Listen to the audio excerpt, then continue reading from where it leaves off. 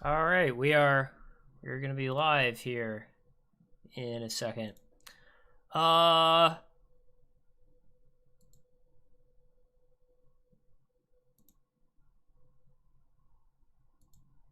okay, yeah, it looks like we're live. Okay, yeah, just gonna try out some different decks today. Um, we're gonna start with this one. This is Geiss D's Goat Control deck, which which I like a lot actually. Um, It's interesting because I think there's been like a lot of innovation in Goat format lately that has been kind of, I don't know, under recognized. Like I actually think the meta has progressed like more in the last 2 months than like it arguably has in like the past 2 years. So I'll talk about that a little bit on the stream. Or at least I'll try. Sometimes I get kind of sidetracked. Um, but yeah, I saw his deck list, which was, I don't know, I guess I got what, like 5th out of 25 in a pretty stacked tournament, so not terrible. And I mean, Geist D, for those who like don't keep up with Goat format, he's definitely one of the, I don't know, one of the more winning players. He's definitely one of the greatest to ever touch a Goat format card. And yeah, this deck list is actually really cool. It's interesting because I like looked over this and I was like, man, this deck list just has like all of my favorite cards. Like literally all my favorite cards. Like I kind of like to an extent popularized like Dark Mimics in Goat format, and he's got that. And of course he's got the tomatoes to go with them, which is good. I'm a fan of that. I've talked for the last couple months about like how good Zaborg is in Goat format. He's playing like two of those. Um One of the things that I also talked about when I last streamed Goat Control was how Solemn Judgment's good as a one of, and he's playing that. I did change the list a little. Like this Brain Control and the MST were originally swapped. Like he has Brain Control in the main and MST in the side, whereas I have it the other way around. But actually, like Brain Control is another card that I've been talking about as like a better option against aggro decks than people think. Um, in a way, like against aggro, I think it's kind of like a better smashing ground. I don't think there's like a ton of sick stuff you can do with Brain Control in this deck, because like Brain Control plus Zaborg only works if they have two monsters, obviously. And I like maining MST, especially in decks that play creature swap, because I prefer to like creature swap and not have my opponent have like a ton of back rows. Because obviously, like, they could chain goats or something, although that's not super popular. So yeah, I think this looks pretty interesting. It's weird because like this deck was labeled Goat Control, and I mean it technically is Goat Control, I guess, because I don't know what else I'd call it. But it's just weird, like how Goat Control is like just so different than it used to be. Like the key shell in a Goat Control deck was like 4 cards. It was like, okay, you play Goats, Meta, Tsukiyomi, and Air Knight. And that was like sort of like the 4 cards that made Goat Control like a unique deck. And here, obviously, we're not playing any Air Knight because like Zaborg is just better in the current meta. And he's not playing Tsukiyomi either, although I did decide to side it. That wasn't his original list. So, and of course, like another distinctive feature, Goat Control is playing Pre and Call, and he's not running either of those. Although it's interesting because I think Call could be kind of good in this deck. Like if your Mimic dies, you can end phase Call your level 1 and level up for 3, and then like crash it into something and draw 2. So I think if you were gonna play Pre or Call, you'd probably just play Call. The other thing that I was thinking looking over this deck is, to me this feels like a deck that should have 17 monsters in it instead of 16. Just because like with like the tomatoes and the mimics, you can like thin out your deck of monsters very quickly, and I'm worried that like especially with no pre and call in this deck, like you could just run out of threats, right? Like your threats are basically like tomatoes, Zaborgs, Azur, and BLS, which isn't a ton. I don't know. I'm gonna try it. I'm gonna see how it works out. Like I said, it's like I looked at this deck on paper, and to be clear, I didn't help him make this deck at all. But I looked at this and I'm like, yeah, this just looks like a deck that I built because it's got all my favorite cards. Yeah, I don't know. I mean, I think his deck's all right. I mean, I think I think the deck's like pretty good against warriors. I think warriors are actually like, I don't want to say on their way out, but I think they're like getting a lot worse. Honestly, I really think they're getting a lot worse because warriors now are like kind of in the same position that like goat control was in like a year ago, where it's like you were kind of caught between like two halves of the meta attacking you from two different ways. So it's like with warriors, like right now, most of the warrior decks are just like trying to be like very anti-chaos, but then that kind of leaves an opening for decks like this to just shit on you. But then if you prepare for decks like this by playing like King Tiger Wangu, then that kind of leaves an opening for chaos to shit on you. So I think warriors are in a tough spot. I mean, I think like warriors have like a lot of good pilots, which is why like they've been doing so well. And I think for a long time you had players just like not respecting the deck at all, like just thinking that like, oh yeah, I can just not main mirror and torrential and like ever have a chance at beating warriors. But yeah, people definitely do respect warriors a lot more now, and people have like come up with some really good like anti-warrior technology. I hope to play like either zombies or gravekeepers on stream today as well, because I think that's another like that style of deck, that's sort of like Berserk Gorilla plus Decree. That's another deck that I think's really good against warriors. So I kind of want to like showcase that too. So we'll see how this goes. I do, however, need to pull up my other dueling book account. I mean, I hate to say it, but I'm still gonna stream without showing my hands.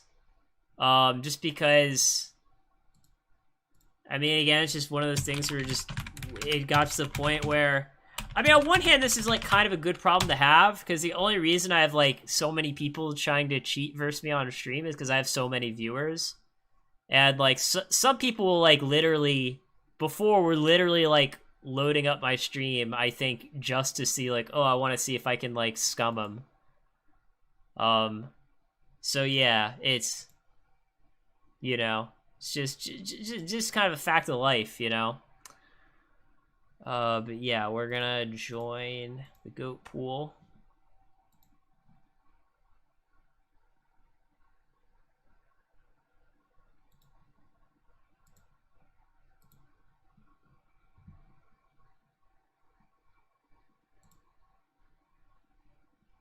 I will say, if I streamed Library FTK, I probably wouldn't mind showing my hand for that, because Library FTK, even if they know your hand, it doesn't really help them. So I don't know, maybe we should just start playing Library FTK on stream.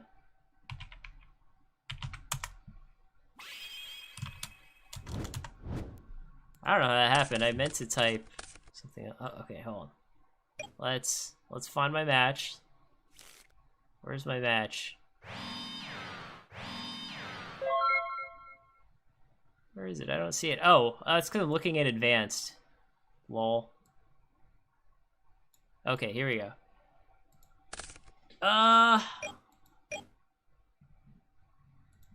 This would be like much better as a going. This would be much better as a going first hand than a going second hand. But it's still a pretty decent hand.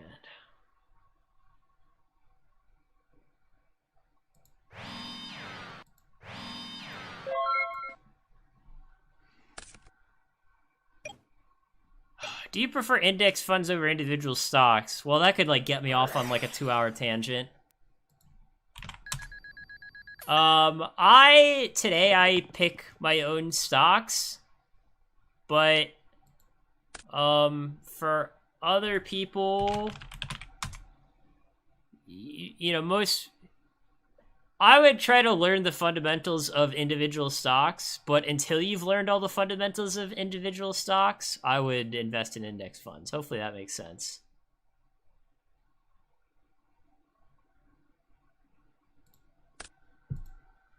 If he just flips Faith here, it's going to be pretty brutal. Oh, he's playing Monarch, I guess?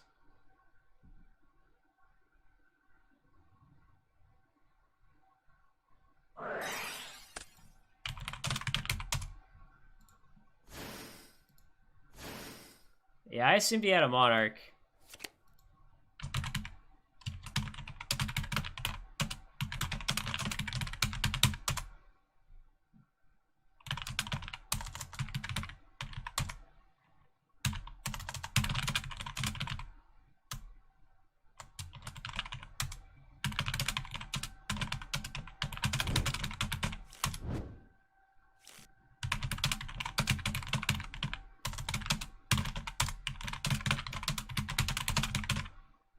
Now he's trying to, like, take it back now that I've shown him my monster. I assumed he just had a monarch. I mean, this is mildly annoying, I guess, you know. Sometimes this is just how things go, where people just don't know what their cards do.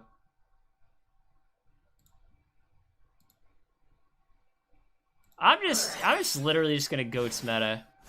My hand is 2 metas. This is such a weird turn. If I had known his turn was gonna go this way, I would have just kept my Zaborg in hand, obviously.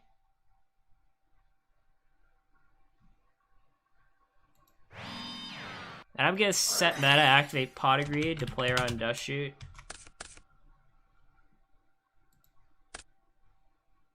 Even though the odds that he has Dust Shoot is like slim to none.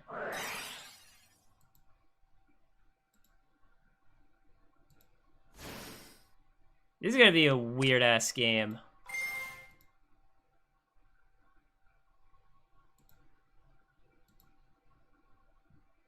Okay, then the second one is the Faith. I don't know, I guess I'll just say go. What is he? I guess he's playing, like, a Monarch deck that's, like, not Chris's list or something? I don't know. Because obviously, like, Chris's list doesn't play, like, Magician of Faith.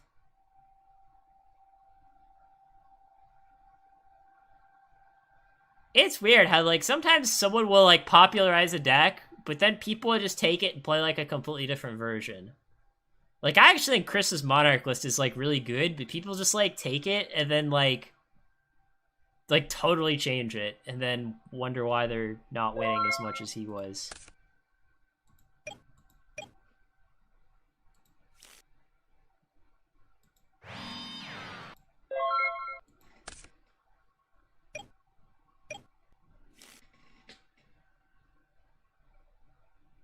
Yeah, it's funny, we might lose this game just because I didn't keep Zaborg.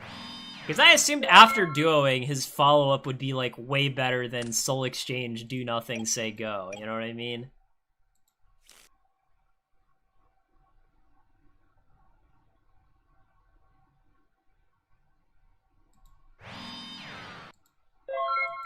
But yeah, this... I don't know. I mean, our opponent doesn't know what Soul Exchange does, so hopefully he'll just punt the game.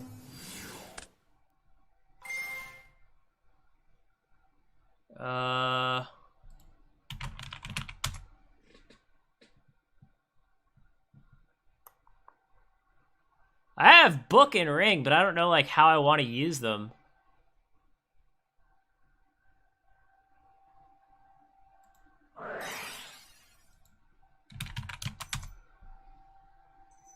I might just book my own Thousand Eyes just to get it off the field. I think that's what I'm gonna do. I'm literally gonna, like, book my own Thousand Eyes just knowing that he can attack it and kill it just because I don't want to be goat locked. Which I know is a little unconventional, to say the least. Oh man, he has another Faith. This is gross. Alright, we're just probably gonna lose now.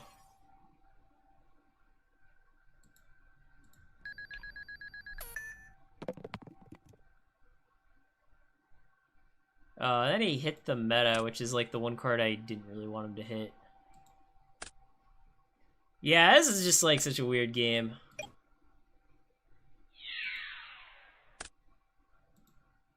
We don't know what traps he plays yet. Like, he could be on Decree.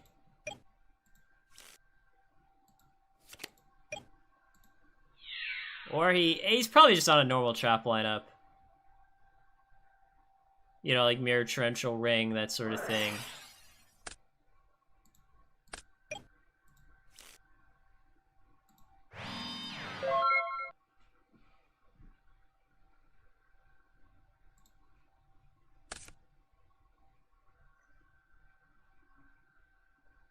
If he had Tsukiyomi, that would be kind of gross.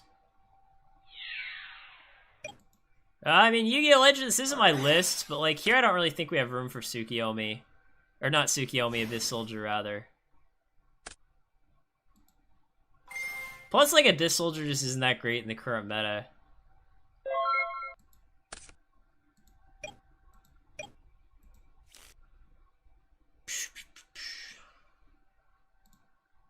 Yeah, I'll see how this goes, I guess. I mean, if he doesn't really have any follow-up here, like, we could just draw some cards and find a way to win.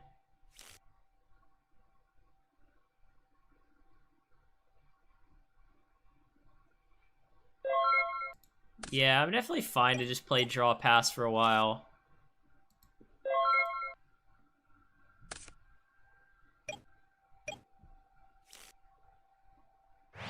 Yeah, this has definitely been a weird-ass game.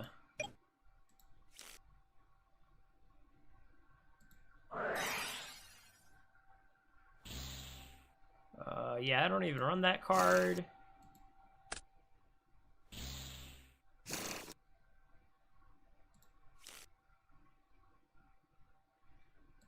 Goat Sim's going well. Slow and steady wins the race, you know.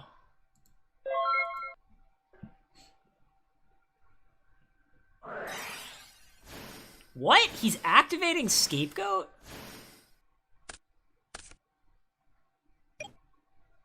Why would you goat lock yourself there? Oh, that's why, because you want to activate Heavy Storm.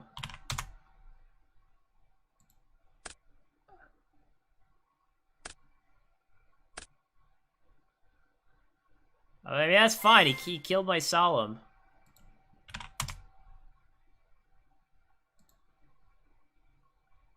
Yeah, this is like, is this really just heavy into no follow-up? Yeah, this is not how you should be doing it, I think. This is not how you should be doing it. I mean, I have a goat. Got a second scapegoat here myself.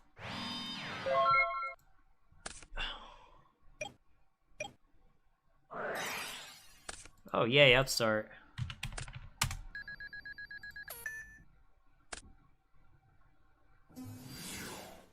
Okay, he has Air Knight now. So he's playing Air Knight in his, like, Monarch deck. Air Knight Soul Exchange is not a particularly good combo. Alright, well, we just have to do the goats again.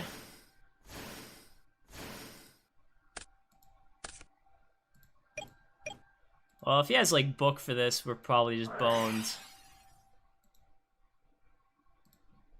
Or ring, or almost anything, really. Okay, he didn't have anything.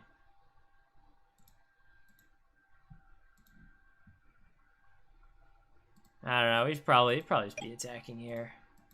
If he Mirror Forces this, we don't really care. Yeah, or Saku's or whatever, we don't really care. I don't know. It's still gonna be pretty hard to win. And I guess I could like top like Graceful into duo and get back in the game that way.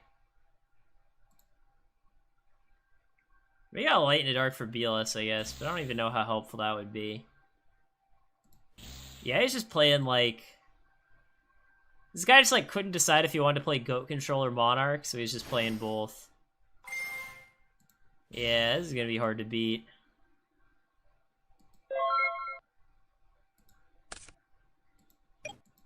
Oh, we have... Oh man, I'm a sicko. How do I have exactly a Zura creature swap here? How am I that good? How am I that good?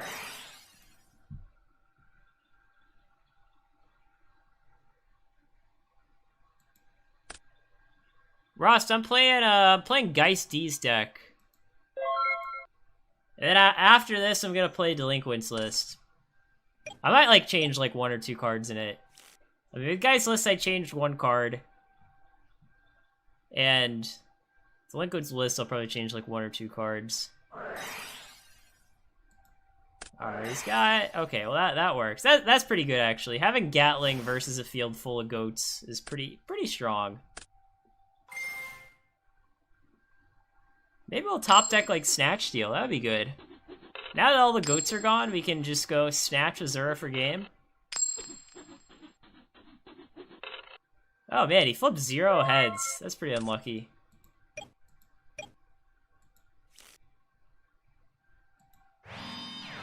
Yeah, I'm just gonna try to not die and draw well. That's playing here. Not die, draw well. I mean, we could top deck BLS ourselves. BLS would be game. Snatch would be game. Graceful would be really good. I don't know. We've had some good top decks.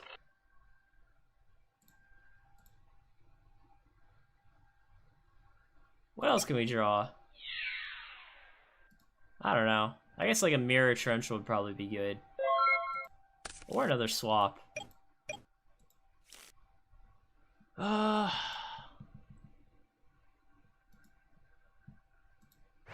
don't know. Maybe his hand is just a bunch of bad cards. Hopefully his hand is not another Mobius.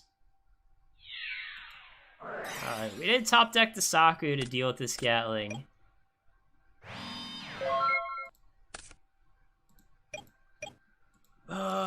What can he have? What can he have?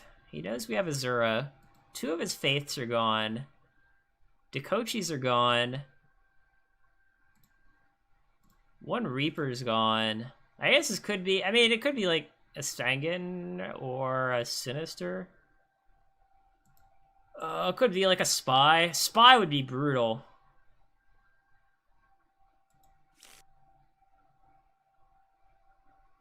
I mean, it could be a 3rd Faith, but like, do these decks really run 3 Faith? I don't think so.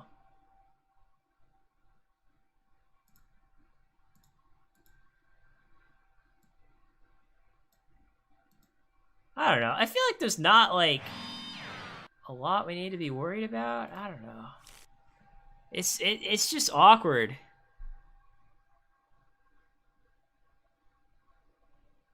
I'm worried we're just gonna, like... I'm worried we're just gonna, like, run into a Spy. I mean, it could be Tomato. Tomato would make sense. He plays Reaper. So if we attack a Tomato, he gets Sanguine. We attack Sanguine, he goes to 29. Searches, I don't know, nothing that we really care about. I don't know. I guess I'll just attack. As long as it's not Spy, we're happy. Okay, yeah, like, that's fine. Yeah, that's fine, too. I mean, we definitely don't care about goats when we have Azura in our hands.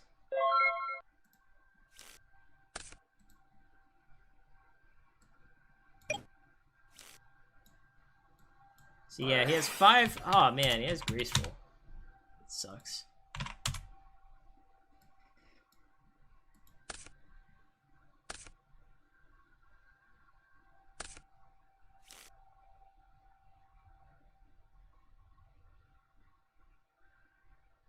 He has 12 cards left in his deck. Maybe we could just, like, draw a 3rd Goats and then try to stall him. I don't know. I'm not very hopeful about this game. Yeah, Sebastian, that's, like, kinda what I was thinking. Something along those lines. The awkward thing, too, about this game is that he's used 0 crossouts. So I feel like if I set a monster, it just instantly gets crossed out, and we just kind of tempo ourselves. So I feel like, for now at least, we kind of have to just keep going Azura attack. Yeah, I mean, meta doesn't matter either. I mean, who knows? Maybe, like, he'll just run out of gas and we'll deck him out. I mean, I think it's pretty unlikely, but I won't say it's impossible.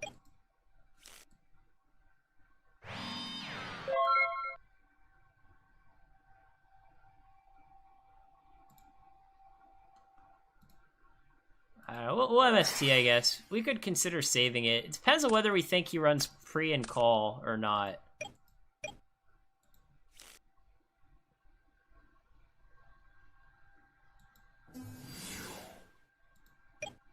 I mean, I would imagine this guy probably plays cross out.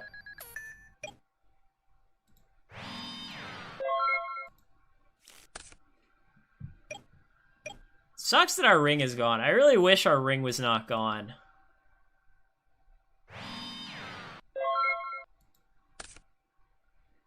Oh, we have duo.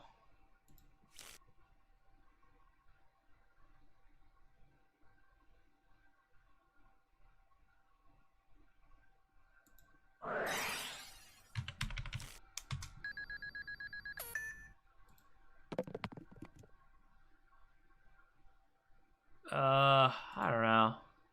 Might have Sinister. Oh, hitting Snatch is good. Especially since we waste our MST like a dummy. Okay, yeah, getting rid of those is fine. I mean, we have two flips in our hands. We could set one to bait cross out and then set the other one.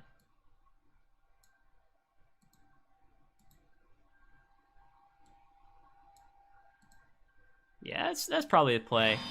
I mean, we're probably gonna get knocked here, but that's fine. That's not good. That's not good.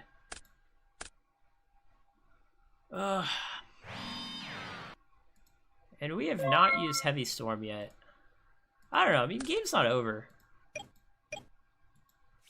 Especially if we top deck Snatch Steal. Yeah, 2 goats are gone. I mean, I don't know. We'll just try to go for game.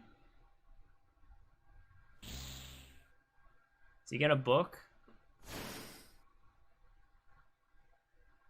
Yeah, I mean, we're gonna try to go for game. Okay, yeah, we definitely like that. I mean, at this point here, if this faith doesn't get crossed out, I think he actually just can't win. Okay, well.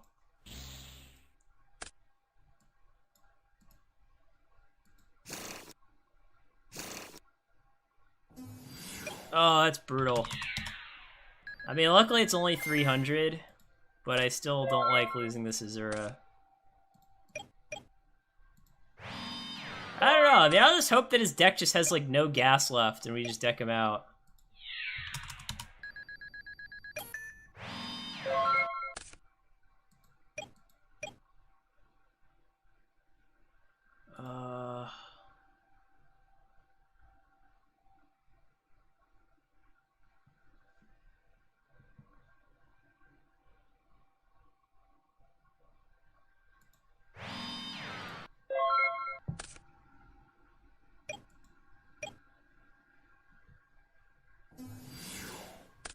Yeah, that's kind of what I thought the monster was.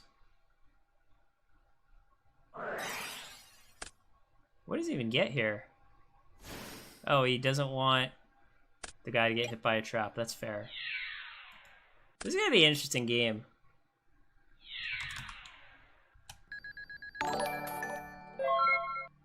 Thanks to whoever just did the thing. Oh, yeah. Yeah, thanks for following.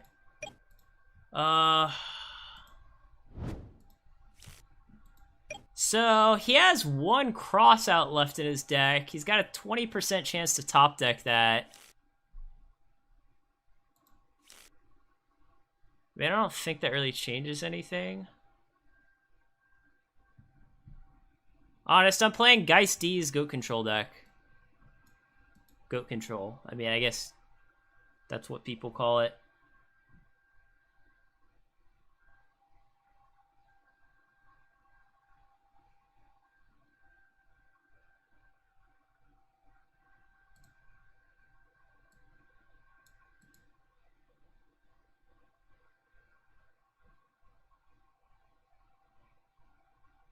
Sorry, I'm just thinking here. Because my set is creature swap, so I can summon Serpent, activate swap, take the Reaper, Reaper rams into Sinister, Ryu Senshi attacks over my Reaper for 17, I go to 11.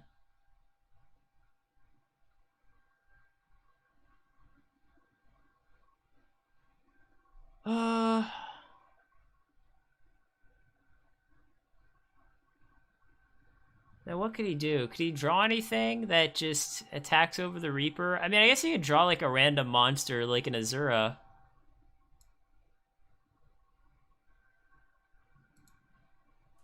I don't know, we're probably just forced to do this, to be honest. Because he can add back his Sinister, and then eventually the Sinister will sort of block my swap.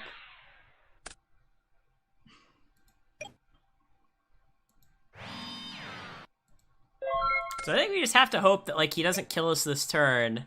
And then if he doesn't kill us this turn, we can switch the Reaper to defense, which should hold him off. Unless he top decks an Air Knight.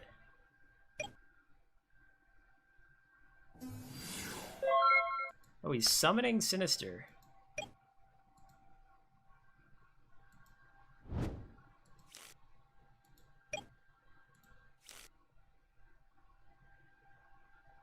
mean, he's basically saying I have a tribute monster, right? If he's summoning Sinister, he's saying I have a tribute monster and I want to play around Crossout.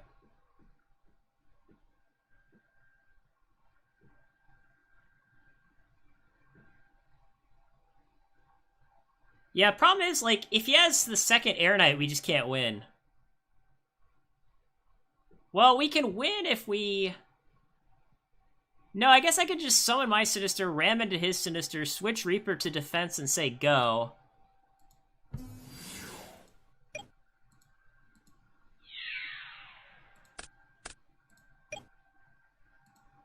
And then as long as we can keep doing this every turn, then he can't kill us.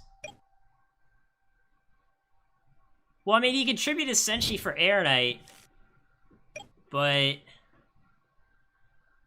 he might not want to do that. I mean, we have a lot of draws that could help us. Oh, Upstart's great. I was hoping he would play Upstart. Realize that if he hadn't Upstarted us twice, we'd just be dead here. I just want to let everyone know. I mean, we're still gonna lose unless our next draw is live. Oh, and our next draw is live. Our next draw is very live.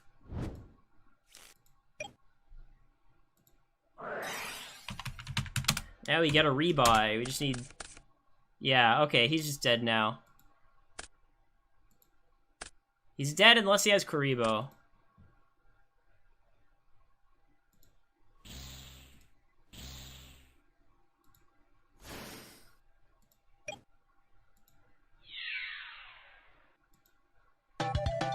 Yeah, so it's like... I think this is like one of the few times it's happened on stream, but this is like a perfect example of these games that I tell people about where like you activating Upstart just changes the entire game. Like it literally changes the entire game. Like if our opponent didn't Upstart us twice, we just lose.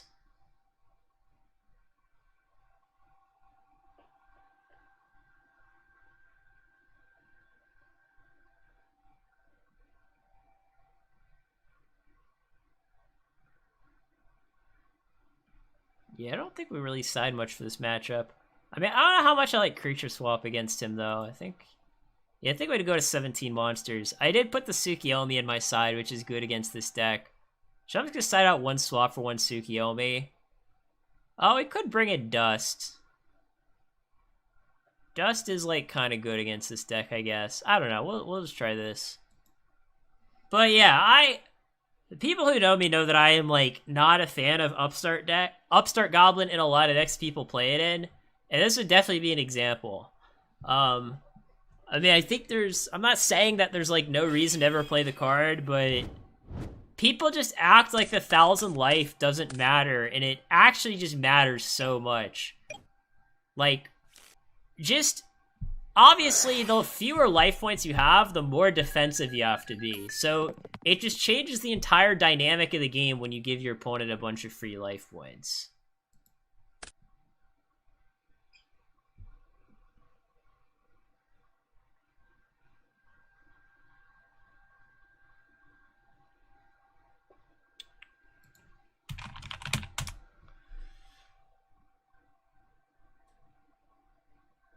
How do you deal with tilt? Be good at poker. If you can not get tilted in poker, you won't get tilted at anything.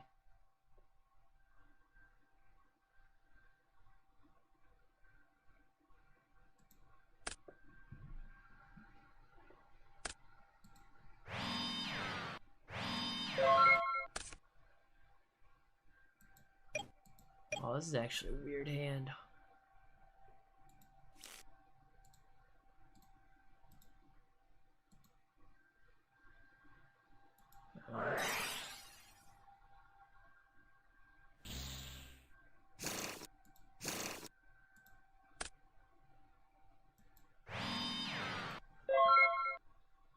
If he doesn't go Soul Exchange Thestalos, then I think I'm in a really good position. Or like meta Thestalos. I just don't want to get hit by Thestalos because my hand is really good.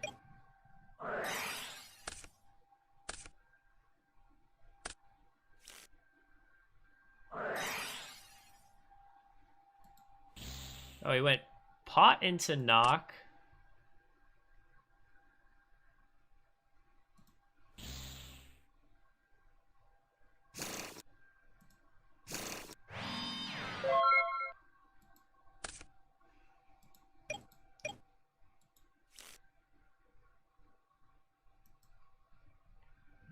I mean, in general, for obviously, like, there's some decks, like, you know, Library FTK or whatever, where, like, okay, you play Upstart because, like, duh. But for decks that are trying to kill your opponent by battle damage, I think there's basically only one valid reason to play Upstart, and that reason is, if you think there are literally only, like, 38 playable cards in the deck that you're trying to play. Then I think you should play Upstart.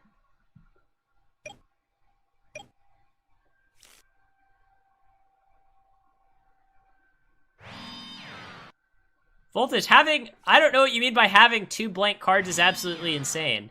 Like, if you say that you think that, like, 1,000 life points is equivalent to a third of a card, let's say. That just means that Upstart is, like, minus a third. And why would you want to play something that's a minus?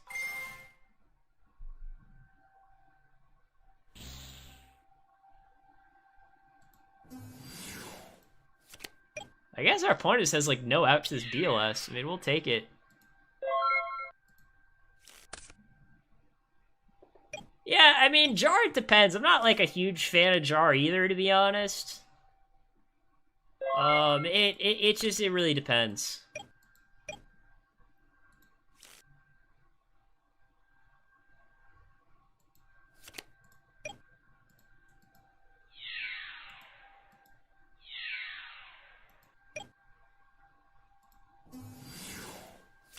I will say one of the weaknesses that Monarchs have is Monarchs are, like, unusually soft to BLS. Like, obviously BLS is, like, one of the best cards in the format. It's good versus every deck, but it's particularly good versus Monarchs. Like, it's definitely better versus Monarchs than it is versus the average deck. Oh, I think the other reason that, like, people play Upstart, which is also not valid, is some people will, like, main 2 Upstarts, then go, oh, great, then when I'm siding, I have 2 cards that I can side out. Which is also, like, terrible logic.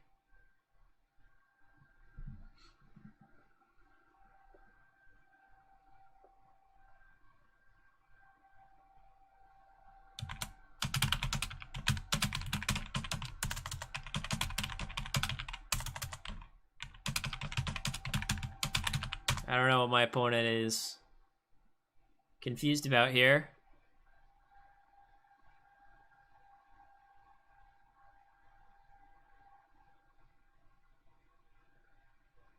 And it's weird, because sometimes I assume that, like, these people are new, like, when they don't know how Soul Exchange meta works or whatever.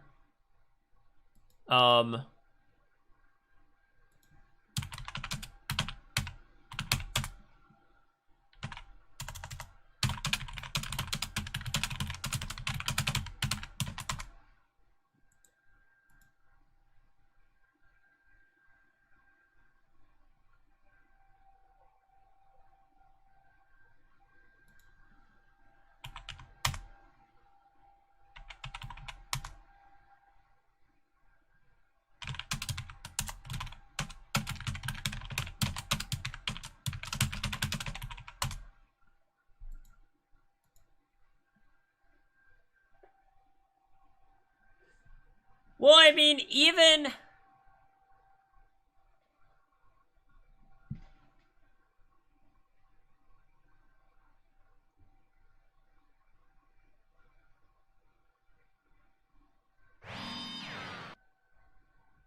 What is going on here?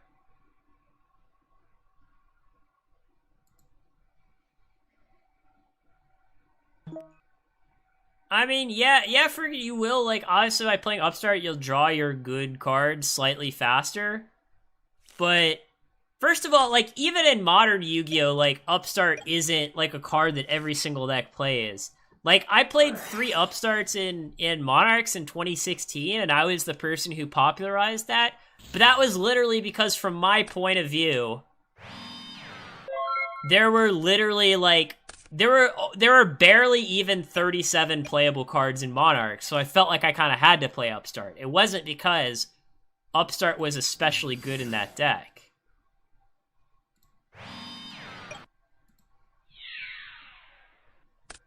Yeah, I mean, like, the 1,000 life, like, really matters.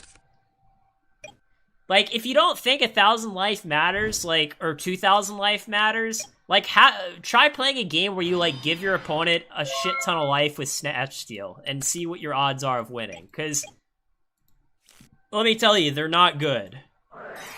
And that's another way to get people is, if your opponent Snatch Steals you,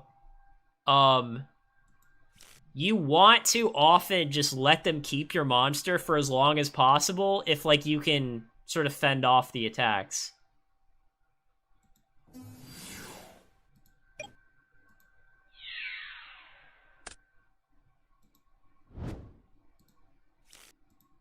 Yeah, I mean, in Modern, like, life points barely matter.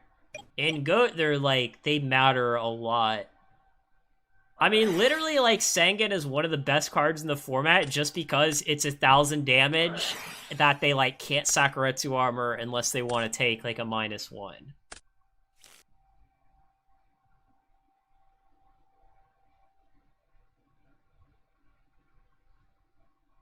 I tell you, other than this Azura and Tsukiyomi, my hand is ass. My hand is absolute ass. Maybe this will help. I mean, all the Dakoshis are gone at least, so I got that going for me.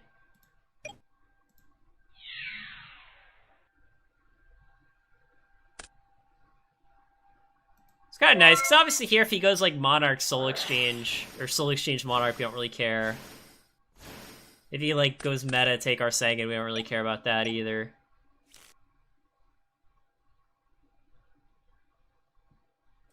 Yeah, I mean, they're just... In GOAT format, there are just certain, like, life point markers that matter a lot. Like, obviously, like in this game state, Upstart wouldn't matter very much. Like, being at 8,000 versus 9,000 is, like, basically the same thing. But being at, like, 4,000 instead of 3,000 is very different. Just based on, like, the number of things that can kill you. And like I said, the closer that you are to dying, the more defensive that you have to be, and the less conservative that you can be. Like, I can sit here with all these cards in my hand and just kind of do nothing for a while, because I have so many life points, right?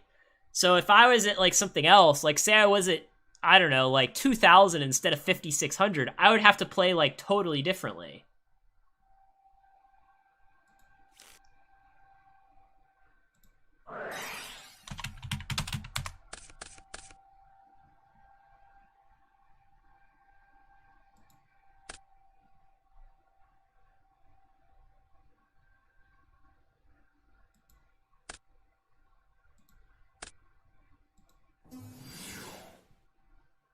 Yeah, I mean, Duo, it depends on what their hand is, to be honest. Like, obviously, if they only have, like, one card in their hand, maybe you don't activate it.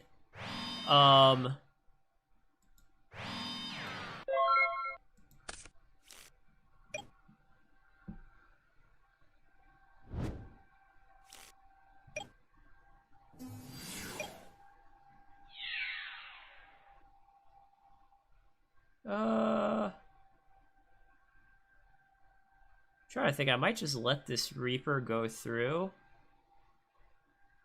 Probably it's better to ring. It's kind of close.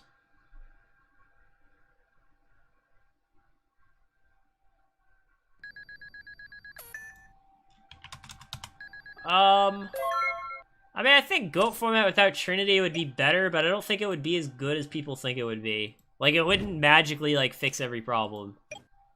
There aren't really that many problems, you know?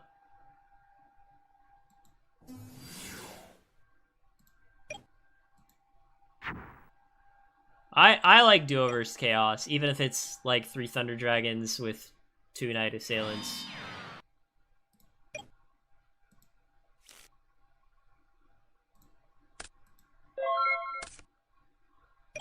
Because what people don't realize is that if you go Duo, if your opponent goes Thunder Dragon, discard 2,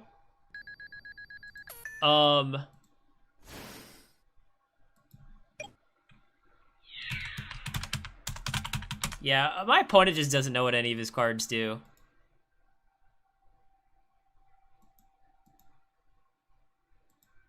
He says nope.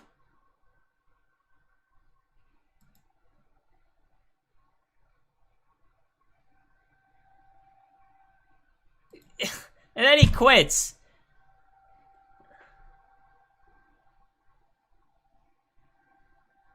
But anyways, what I was gonna say is that, like, if your opponent goes Thunder Dragon, get 2 Thunder Dragons, and you duo their 2 Thunder Dragons, that's, like, not a bad exchange for the duo player, because now it means that they have to discard a real card to, like, their Graceful or card destruction later.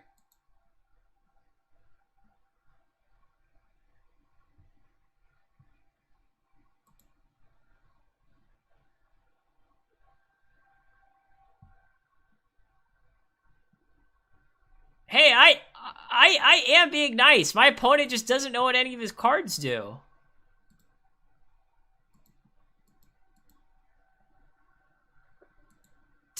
Okay, I mean, at least he acknowledges it.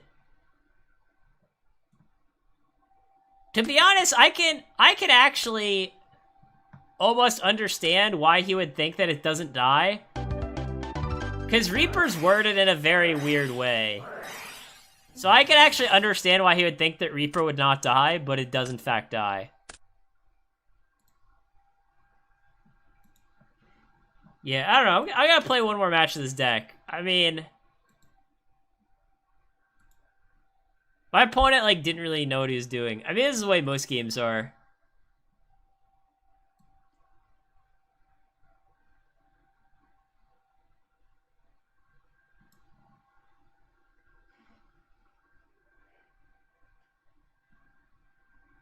Indoors. It's funny. I played current format once on Dueling Book Rated, and there is a guy who didn't know that monsters required tributes. Because obviously, like, in current format, like, it's pretty rare that you ever, like, tribute summon a monster. So there is a guy who, like, he was playing a Pendulum deck, and he sided in Jinzo to be able to, like, Pendulum summon his Jinzo, but he thought he could just normal summon his Jinzo. He's like, wait, monsters is more than 4 stars require tribute? I didn't know that.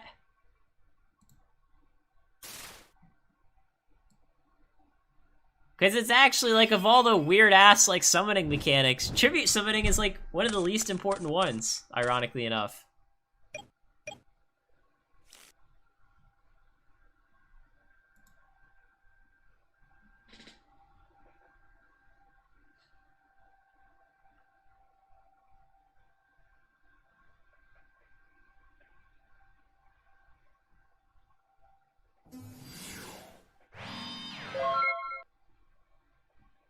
Well, I mean, the main thing with this version, Finn, is that this version plays Zaborg, which is, like, a really good card against most of the Chaos decks right now. And it plays, like, double creature swap, which is also a really good card against most of the Chaos decks right now.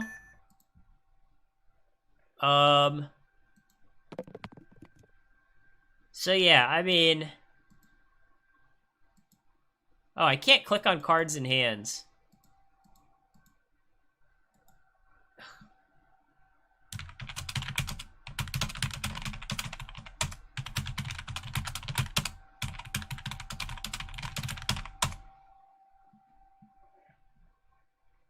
I tell you, one of the things that does trigger me about Dueling Book is that sometimes it actually just does not let you click, and to me that's, like, the most annoying thing in the world.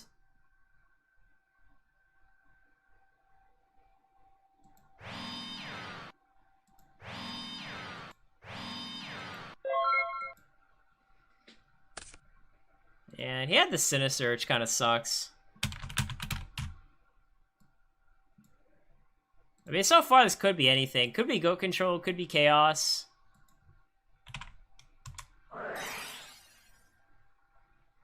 Of course he hit my Mirror Force instead of my Chainable.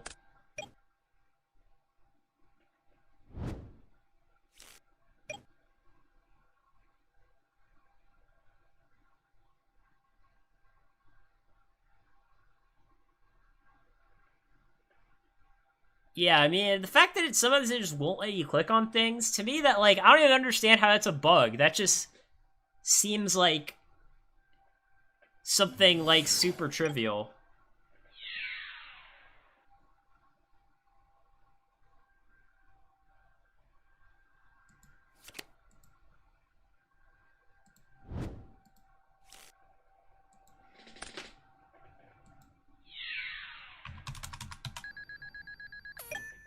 I don't know. There's some people who've been asking. I don't really enter tournaments too much anymore.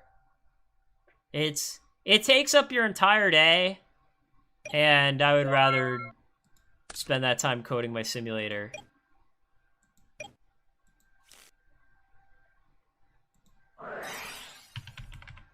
Obviously, at this point, I know he has Sinister, but it's like, oh, he has Dust, really? Jesus Christ. Alright, we're just getting destroyed here. I don't know, I imagine this is probably just goat control.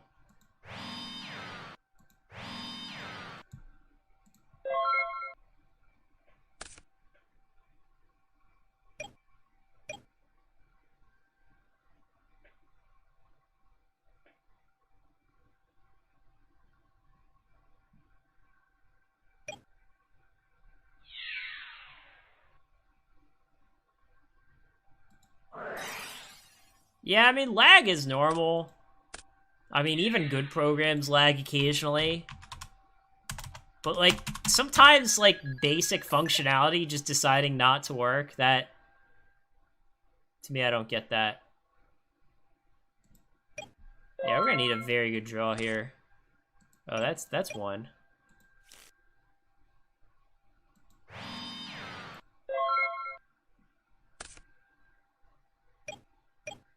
I mean, it depends on how it's built. The problem with Dueling Book is that everything is done server side. So, like, this program isn't, like, it uses resources on my computer, but it mainly uses resources on Dueling Book's, Dueling Book servers. And obviously when you have thousands of people all saying, hey, we want to use your resources, it's a lot of resources.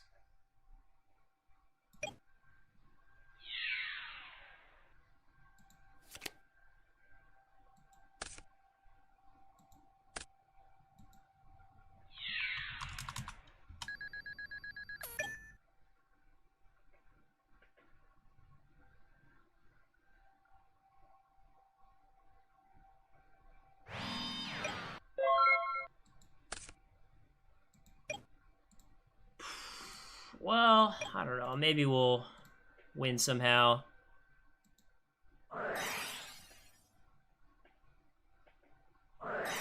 Yeah, he has the book too.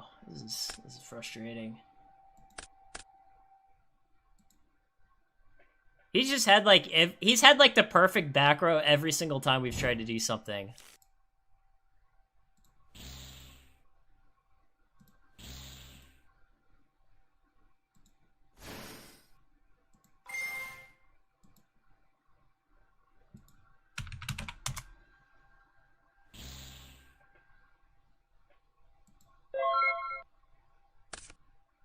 Yeah, I mean, I don't think Chaos is simple either, but, like, you can definitely play it badly and still, like, win a decent number of games. But the same isn't really true for Goat Control.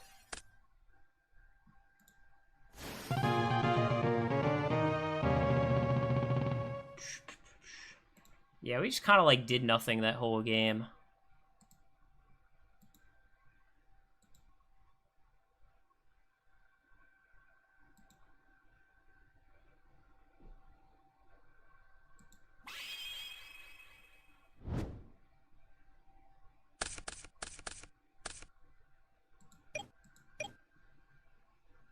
Alright, let's try this again.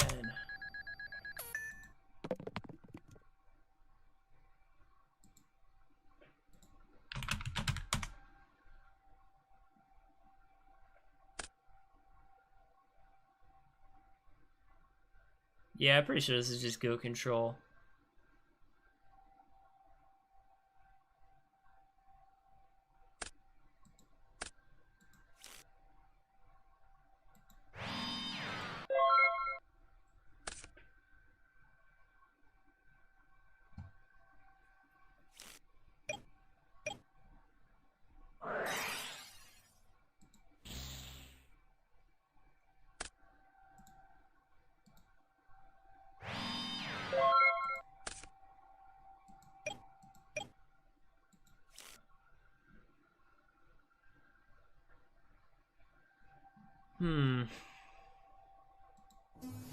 Yeah, I think we just probably want to attack. Yeah, that's fine, I guess.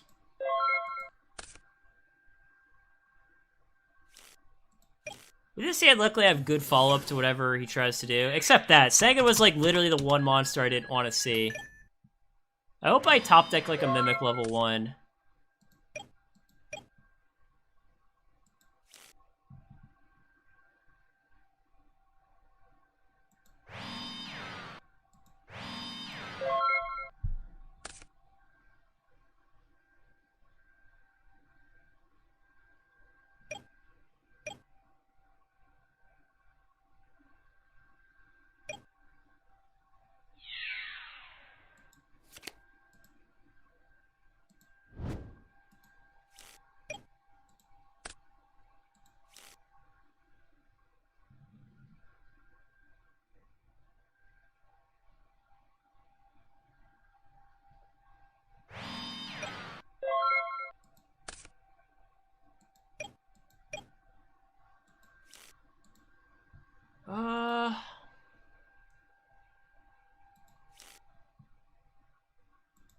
I don't know, this could go well for me here.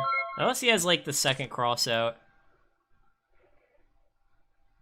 Yeah, I think as long as he doesn't have second cross, or like his own Zaborg. If he had his own Zaborg, that would be kind of annoying.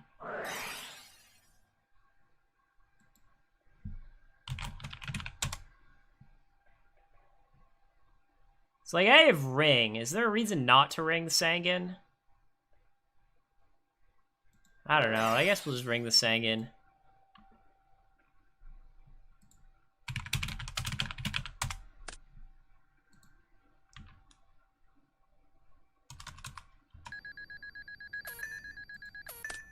But yeah, this is like another situation where like having only 5,000 kind of sucks, because if we duo, we're down to 4,000, and then we just don't have a lot of life after that. And our opponent hasn't used his own ring yet. So this is like one of these situations where if my opponent just like activated like an Upstart goblin here, I would just be thrilled.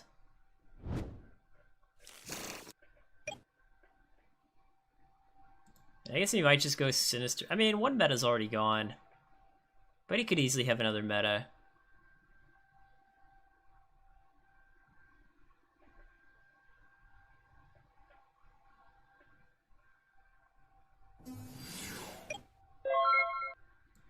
So summon Sinister, say go.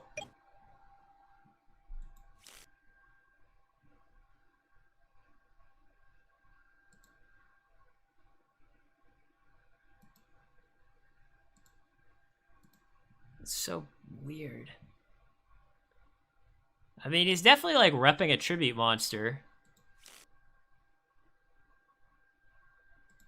I don't know, man. I think we'll just do his last card. Oh, it's BLS. Oh, that's wonderful, actually.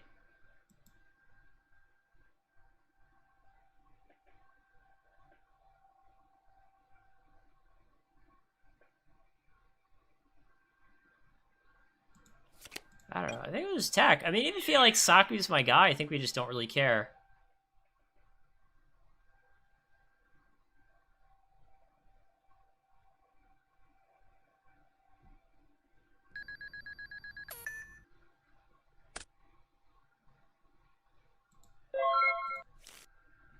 Oh, there's definitely a lot of good things we could draw. Almost any Speller Trap in our deck would be a good draw.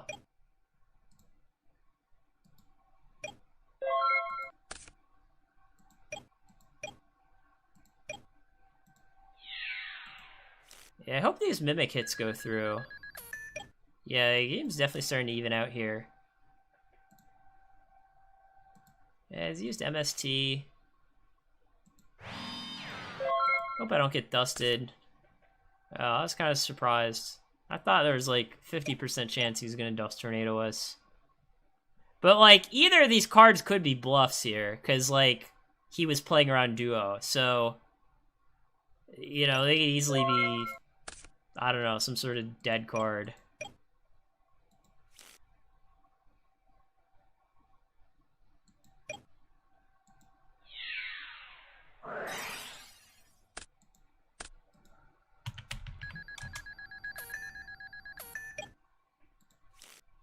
Yeah, I think I kind of have to charity here, because, like, otherwise we just kind of do nothing.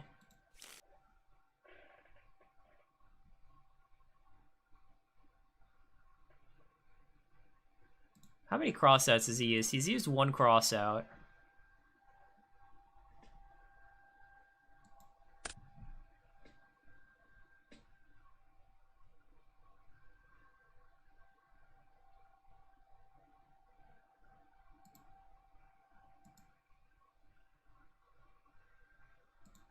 Yeah, it's kind of weird we're gonna get rid of the Snatch Steal. I think Snatch Steal was actually, like, the worst card in my hand there.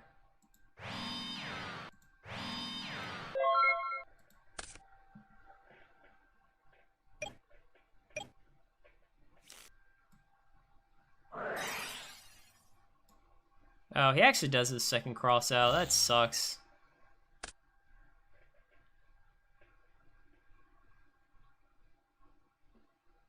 This guy's just had the goods all match. I mean, luckily Ring's gone. BLS is gone. I don't know. I mean, I'm hopeful here. I'm hopeful. I mean, we got Light in the Dark in our grave ourselves. I mean, I don't have BLS, but if I top it, it'll be live. I drew a good card this turn. Kind of a good card. Yeah, 2 crossouts are gonna... I mean, this guy kind of has to do something here.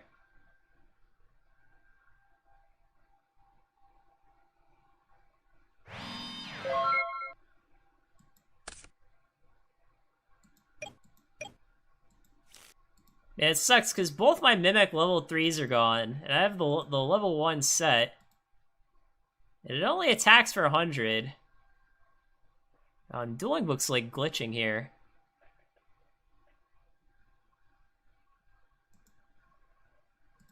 A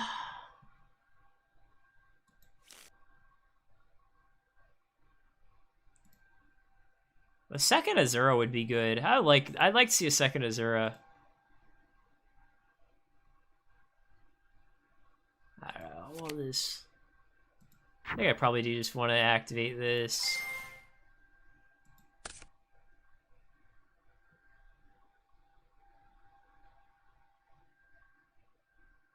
Well, if my opponent doesn't have Goat set, he's dead, but he hasn't used any goats, so I think I'm gonna not try to go for game.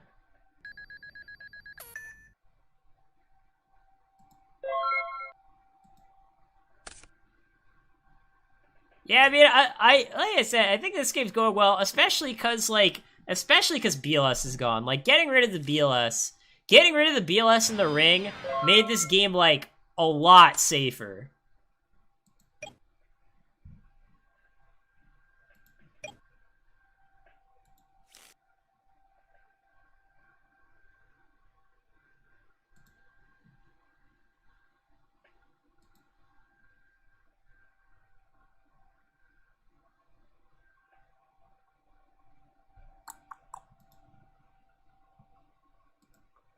Now, this monster could be sinister.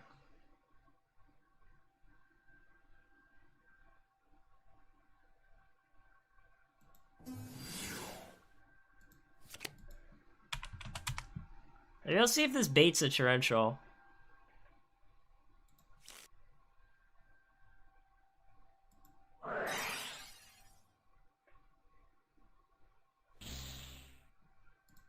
Do I have any? Okay, I have 1 faith.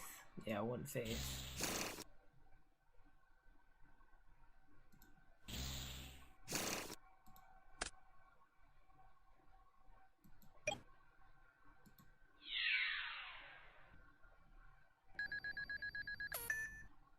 I think I'll just leave my guys set and say go. I was hoping that the knock would actually hit Sinister, but, like, hitting Faith is probably, like, the next best thing.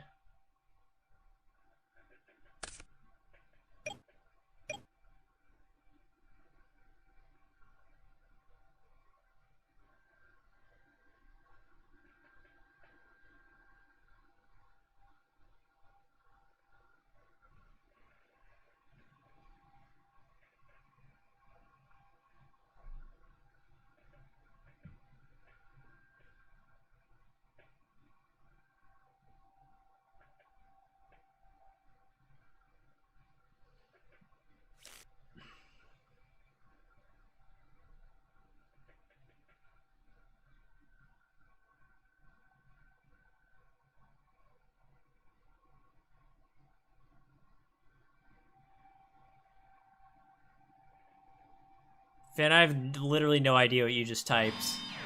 That was like a word salad there.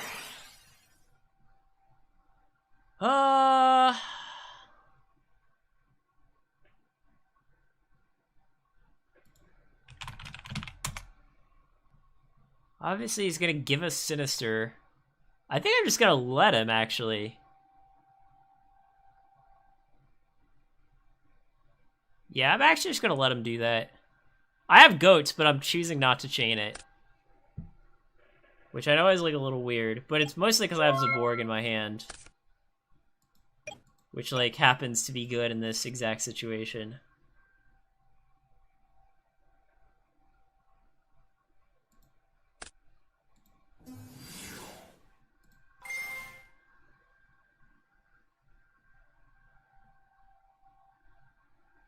Oh, I can click again. Dogbook's letting me click again.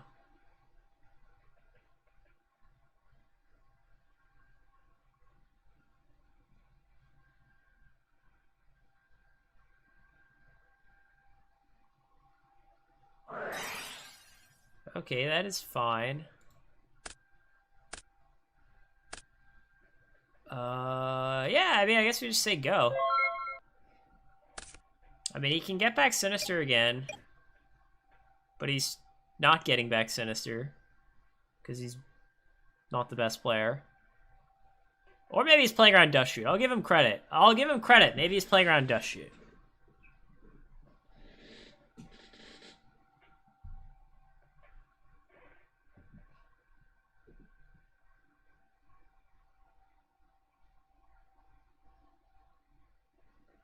I think, like, the one thing that he could play that could still potentially ruin our day is, like, Azura Priest. Azura Priest is pretty good in Goat Control Mirrors, specifically. So I would not want to get hit by an Azura Priest here.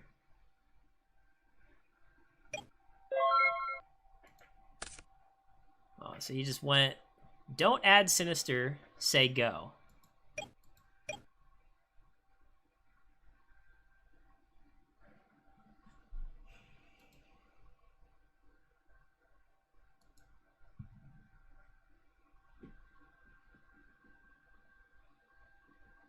Yeah, and again, I mean, if he doesn't have goat set, I could kill him. But I'm pretty convinced he has goat set. That's sort of the problem here.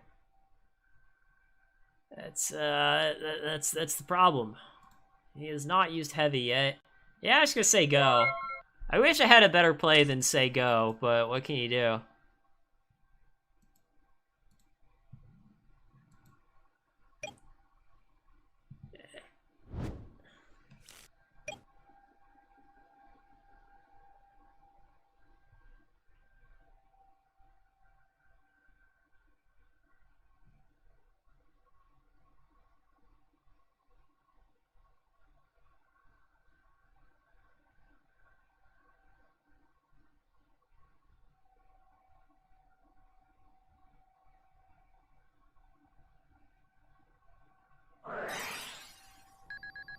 What does that even get? Okay, can't not BLS.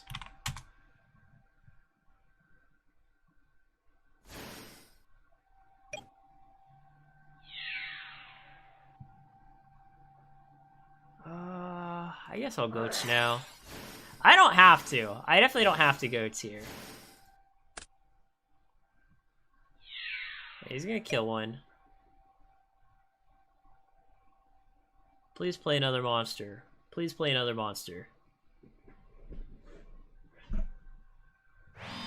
Yes, he played another. Okay, I think he's probably just dead now because he can't goats. Yeah, I think he's just dead no matter what. Unless he like chains Threatening Roar.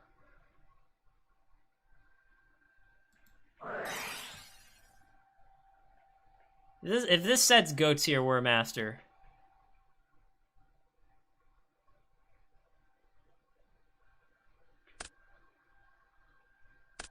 Oh, okay. It wasn't goats, so technically he was dead ages ago.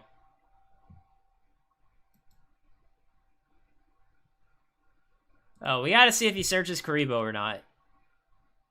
Oh, actually, no. He's still dead through Karibo, I think. Yeah, he's dead through Karibo here. If he has 2 Karibos, though, then he's not dead. So I will play around. I will do the optimal play here. And play around the first Karibo.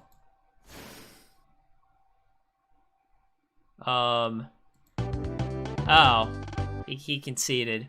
So the play there was to go BLS, cross out the monster, meta my goat token for Thousand Eyes, summon Zaborg, pop my other token, and then if he has Karibo, he can only Karibo the BLS, then Zaborg will still kill him. That was the idea there. But yeah, I think he's just playing like a standard kind of like detox-ish goat control list. Oh, we should probably side Spy for this matchup, actually. Did we see Air Knight? Did we see? I don't think we saw any tribute monsters, right? In game 1 or game 2? Because if he's playing Air Knights, then Spy is really good. If he's not playing Air Knights, then it's like, eh.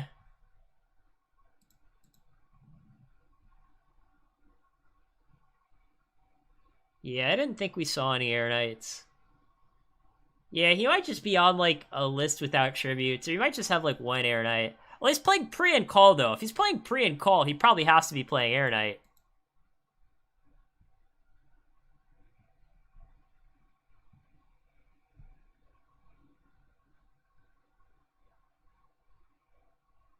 I don't know.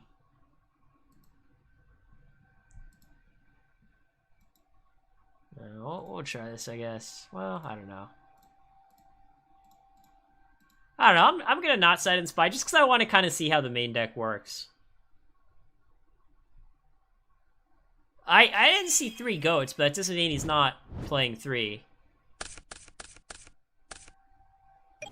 Man, this is like a shit going second hand. This is a pretty decent going first hand, but it's pretty bad going second hand.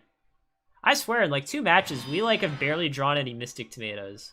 Mystic Tomato is like a good going second card.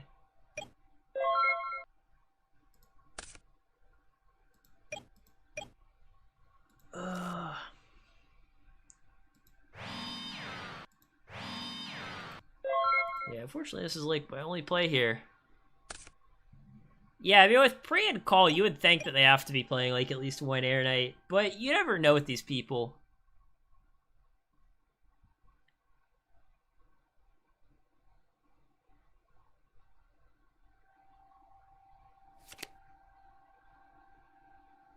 Okay, Warrior Lady's fine.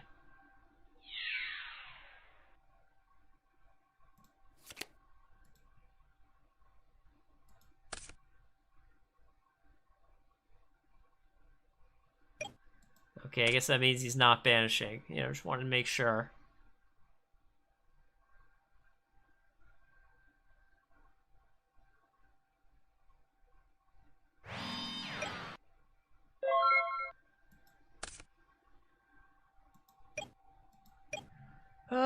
What do we do here? What do we do here?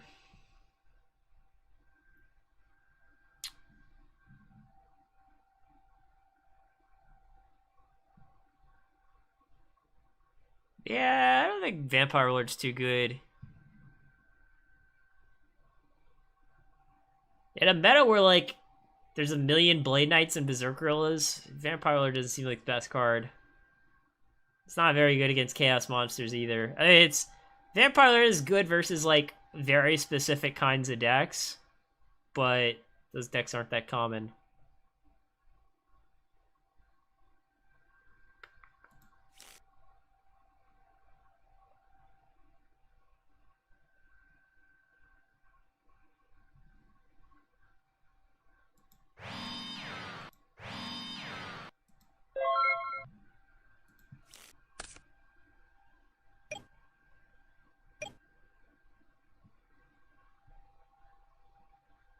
I think in this game we both have, like, kind of medium strength hands.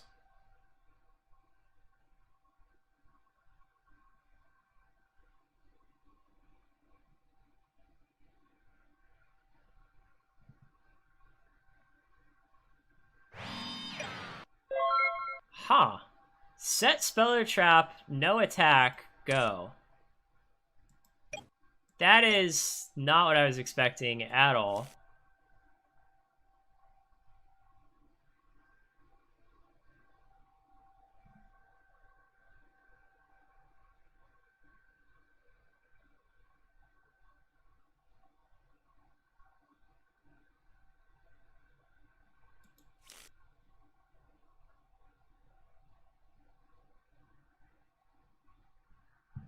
I don't think Phoenix is viable. I mean, I don't know. I don't want to say it's completely unviable, but it's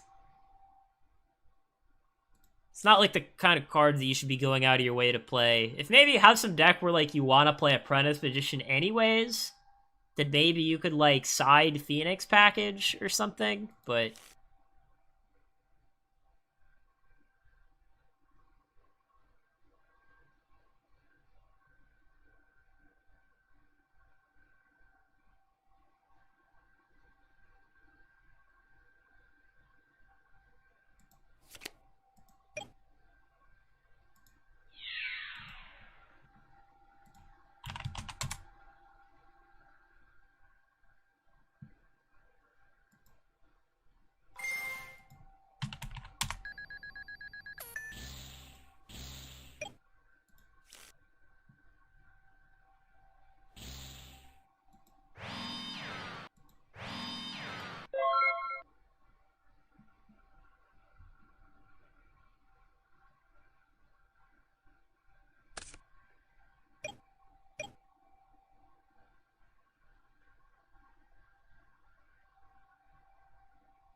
I think this will be an interesting game here. I think this will be a good game.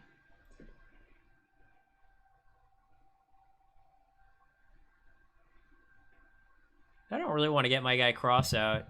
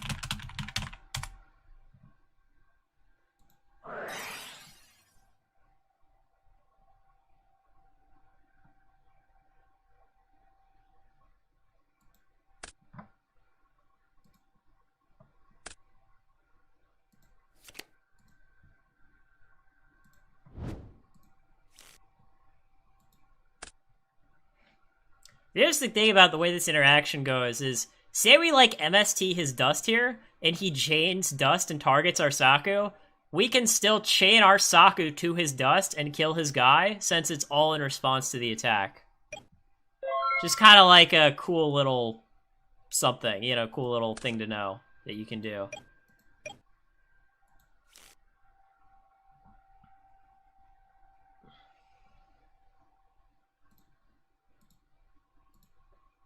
Yeah, I think I was gonna shotgun my BLS here.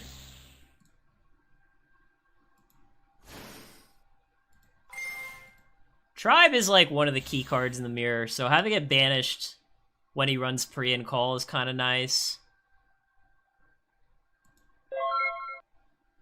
And so here we're sort of taking the aggressive stance. We're saying, hey, you need to answer our guy, or things are not going to go well for you.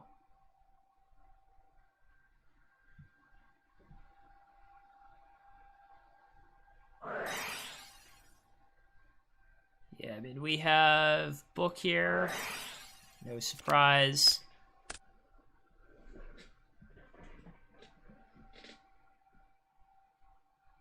I don't really like Spell Shield Type 8 in general. I don't know, it's a little too narrow for me. I mean, like, if you're playing, like, any sort of, like, Thunder Dragon Chaos deck, like, Magic Jammer is just gonna be better than Spell Shield or Cursed Seal or anything like that, because you want to be able to discard your, like, your Thunder Dragon to your Magic Jammer.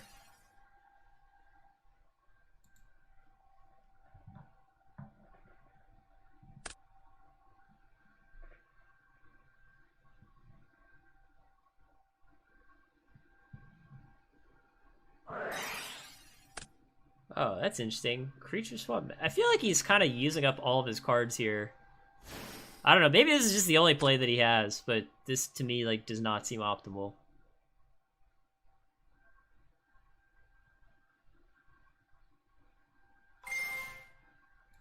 And he's declaring the effect. This guy has balls. This guy has balls. He's basically hoping to flip exactly 1 heads. Of course he flipped exactly 1 heads, but...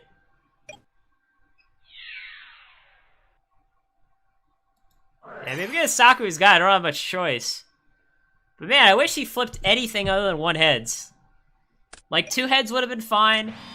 Even being able to keep the faith would be so significant. Like, I really wish that I could have just kept the faith there.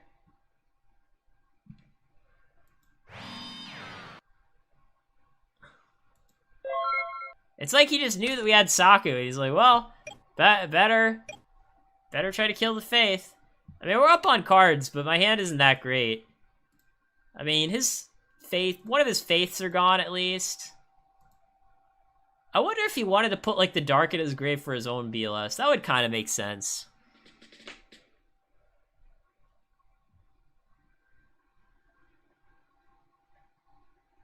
Yeah, I feel like, I don't know, I feel like he could easily have, like, a BLS here. I mean, he probably won't play it yet, but he could definitely have a BLS here. Oh, okay, he's just gonna play the BLS and hope that we have no way to answer it.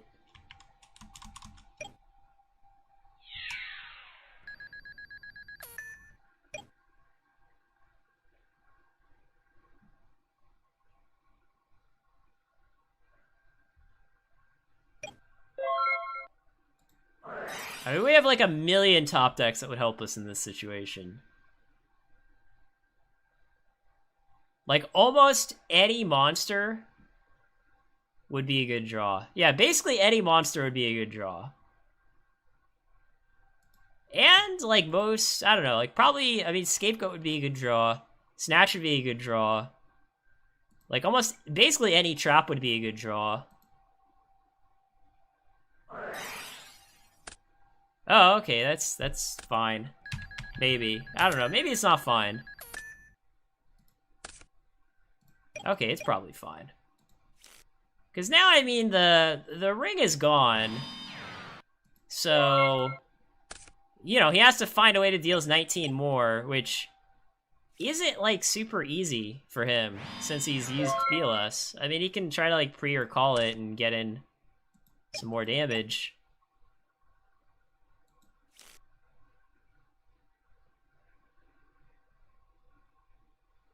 Yeah, Chronite's brain doesn't work that way.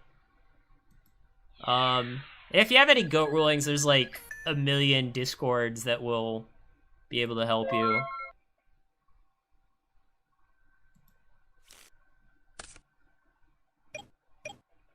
Yeah, I mean, it's interesting, because again, life points matter so much. Like, we're way up on cards, but being at 1900 is very scary. Being at 1900 is very scary.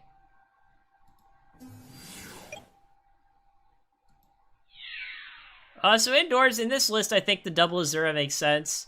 I mean, I don't think Azura is, like, super great. Against, like, some of the more popular decks.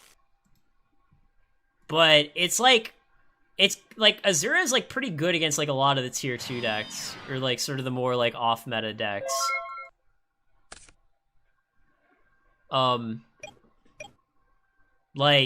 Like Mimic Chaos, Azura is really good against that. Like Monarch, Azura is really good against that. Chaos Recruiter, Azura is pretty good against that.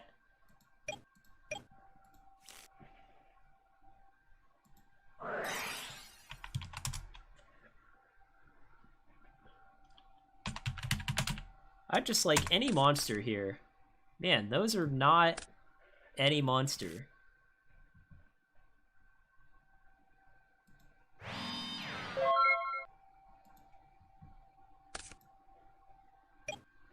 Like, I will say that Azura is not very good against Thunder Dragon Chaos, but it's probably better than Tsukiyomi.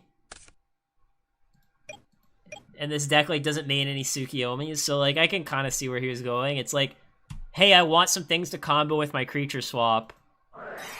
I don't want to play Tsukiyomi, so that means I'm playing Azura.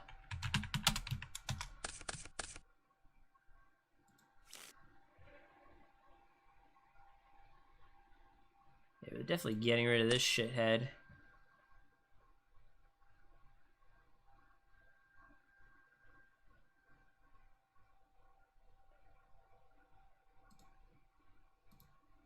Probably this too, yeah, we don't... Swap I don't think is very likely to do anything here.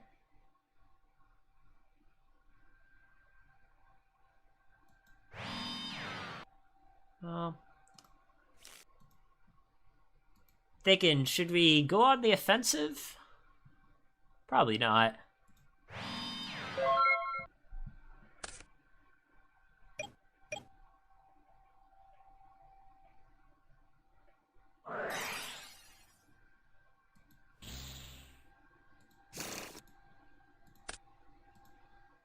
I mean, it gets rid of his faith. I mean, he has one faith banished already.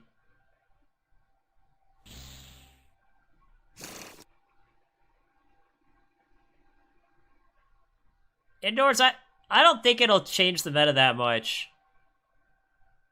Like, I don't know what the best way to put this is.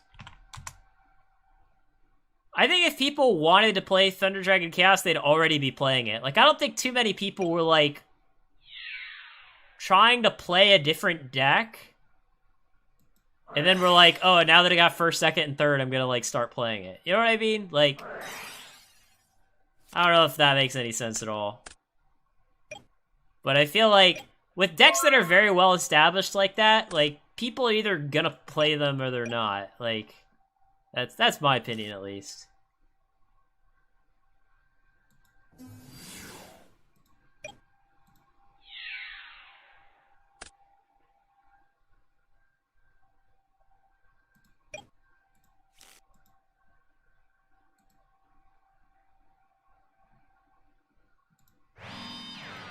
Well, heavy into something nutty would be good, I guess.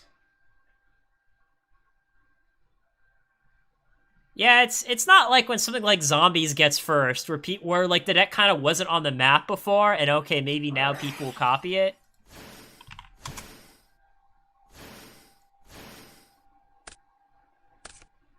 He could go like heavy into 2 really good cards and kill us. That would suck. Okay, that's fine. We don't care about that. Well, I don't know. Do we? Yeah, we're just gonna Torrential here. I mean, it's 2 for 2. Gets rid of Scapegoat. Again, we just kind of want to be able to, like, attack him with things.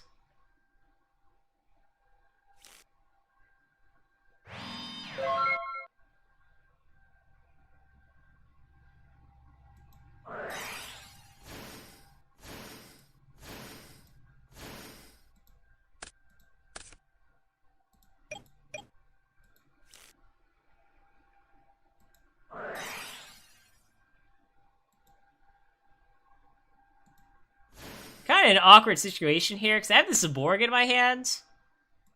And, like, I almost want to summon it just to attack him for 24, you know what I mean? Like, it's just so weird, like, these situations that this deck can get itself in.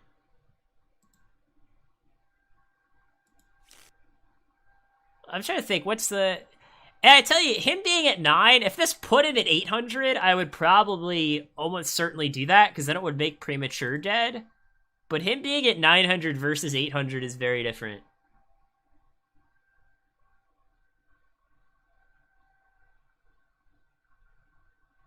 Let's see, we can attack him.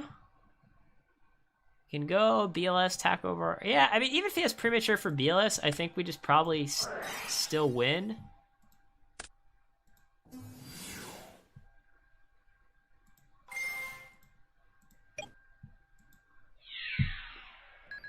I don't know. I mean, he needs to have, like, 2 very good cards to have any chance at winning this game. He needs 2 extremely good cards.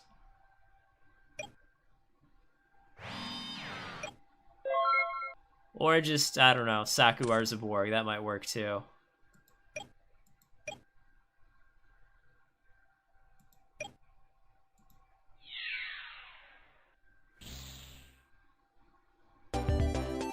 Okay.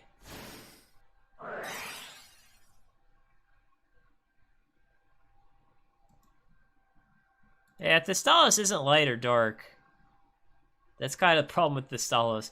I tell you, if Thestalos was light or dark, people would complain about it so much. Thestalos would be like the card that everyone would be complaining about if it was light or dark. So yeah, I'm gonna play some zombies. I haven't actually put together the deck yet. I need to check the list. You know, I don't think this deck is like perfect, to be honest.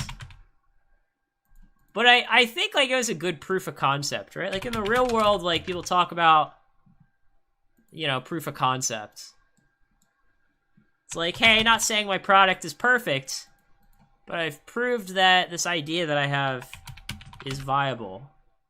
And I think in this case, the main proof of concept here was Berserk Gorilla Royal Decree. You know, to shit on the meta. Yeah, I'm actually only gonna play 2 Ryukokis and Spirit Reaper. I don't know, to me, like, if you're playing zombies, and if you're playing, like, 3 Pyramid Turtle, 2 Creature Swap, how are you not gonna play Spirit Reaper?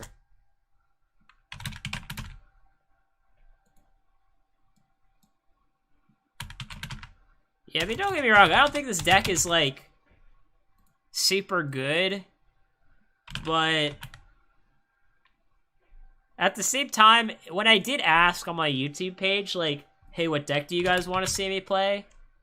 Zombies was, like, the most requested deck. Zombies is kind of the deck that everyone wants to be good, I think.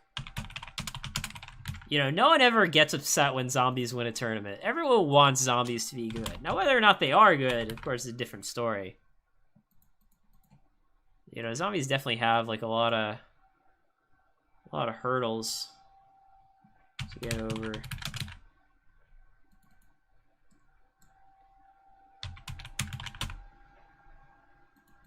Yeah, I mean, yeah, definitely like an anti-aggro option. Like I said, I think that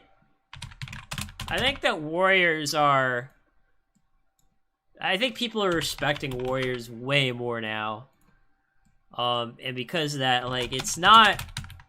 I mean, there were some times where like warriors was like almost like a free, like, it's just free wins. You know what I mean? Like, people just didn't respect the deck at all. And if you would just show up with like a half decent warrior deck and knew what you were doing, you were like guaranteed almost to run super deep. But those days are long gone. Those days are long gone. Although, I mean, I think the warrior decks are getting better. Don't get me wrong. But I think that, like, the other decks are sort of... The other decks are getting better faster than the warrior decks are. But warriors have some cool stuff. Like, the side-decked Cliff the Trapper River was a pretty good innovation.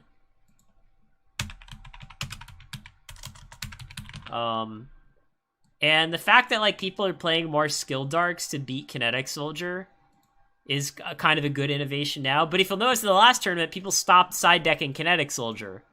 So it's like, you know, there's like a lot of back and forth. I've been telling people for a while that, like,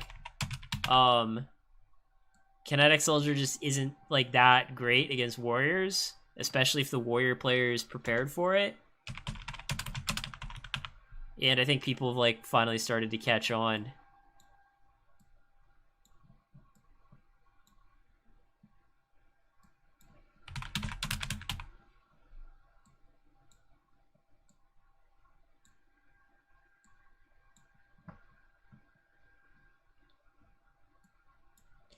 Yeah, you could play actual traps and zombies.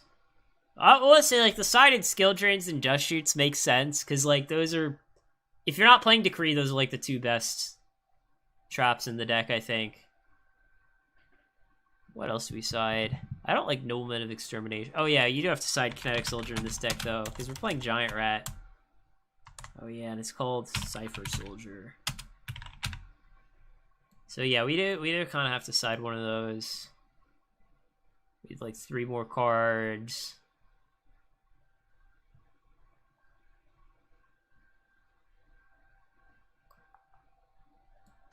I don't know, even Azura's probably fine sided, because there's like some decks that it's good against, and it combos with Creature Swap. I'm trying to think if there are like any other really sick like Giant Rat targets that we... Oh no! I actually like the idea of siding Mystic Swordsman level 2. Because it's like good against Chaos, and it's like a Giant Rat target.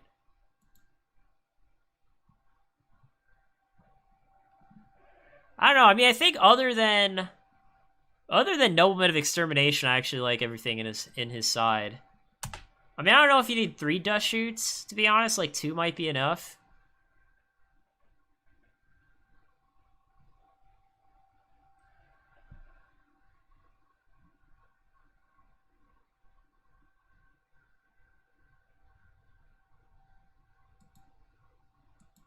Yeah, I'm trying to think what else.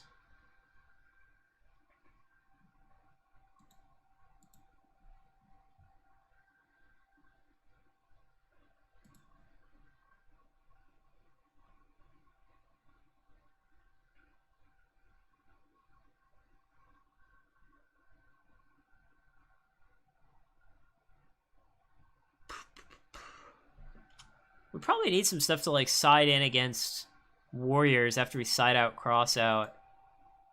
Even something like Smashing Ground could be good. I don't know, it's kind of weird looking deck, I guess. I don't know, I'll just try 2 Dust Shoot, 2 Smashing. I don't know, his list has Spell Canceller, so I'm just gonna go with that. Because, I mean, you can play Spell Canceller pretty early in this deck. Like, you can just Book of Life something and Tribute for Spell Canceller. I don't know. Maybe Stein's better. Of course, this deck, like, it doesn't have any ways to search Stein. Obviously, it doesn't have any ways to search Spell Canceller either, but usually when I side Stein, it's, like, in a deck that at least plays Sengen.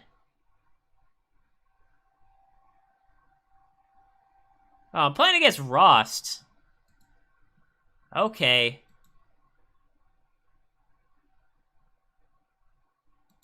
I see how it is. Ross is trying to wreck me on stream. See, guys, this is why I cover up my hand now. This is why I cover up my hand. I mean, he says he's gonna close, which is nice. We did get him on the RPS at least. We did get him on the RPS. Knowing Ross, he's probably playing some, like, weird brew. He usually doesn't play meta decks, I think.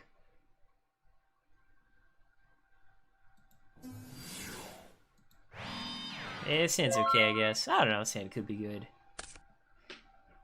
I doubt he's playing anti-zombies. Yeah, Potagreed's a good card, though.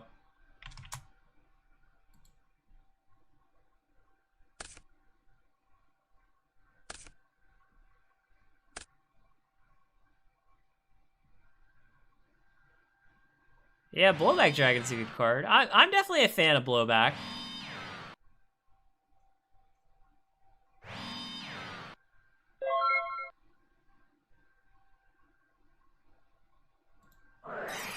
Let's end phase this.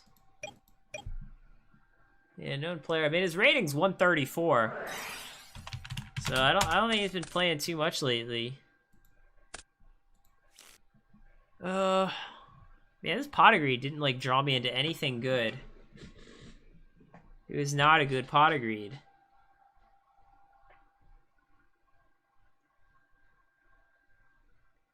I don't know what he's playing.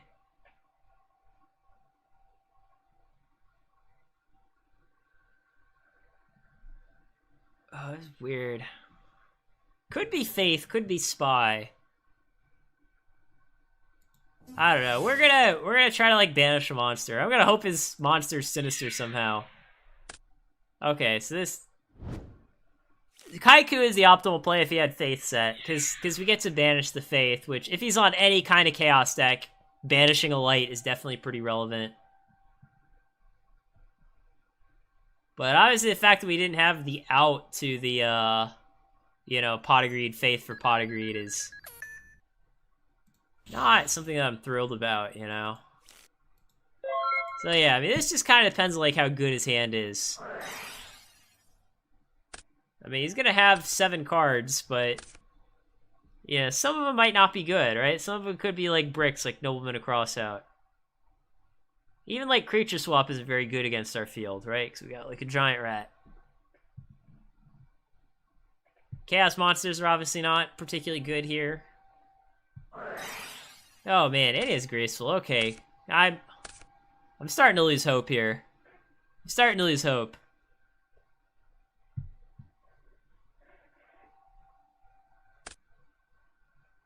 Oh, is he playing? He's playing some sort of Monarch something or other? Does this guy just discard 1 card to his Graceful? Cheater confirmed. Okay, he's got a second one. So he's playing like... Maybe he's playing like Thunder Dragon Chaos. He might be playing like the Thunder Dragon Chaos deck with like Soul Exchange and Thestalos.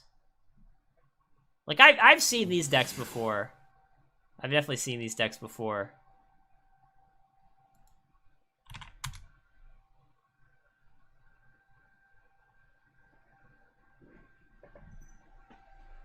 So yeah, Tribe's pretty good for him here, because he almost certainly has like 2 bricks.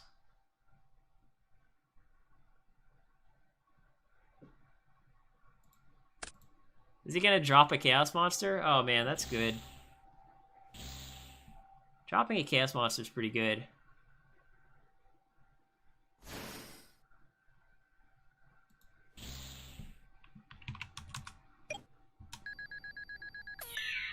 We're still in this game, though. We're still in this game. Okay, so what do we do here?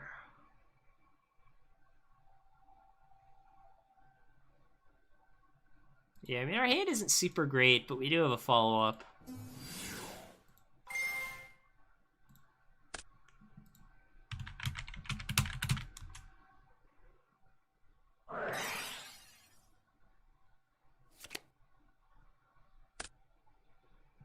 Oh, that's pretty annoying, actually.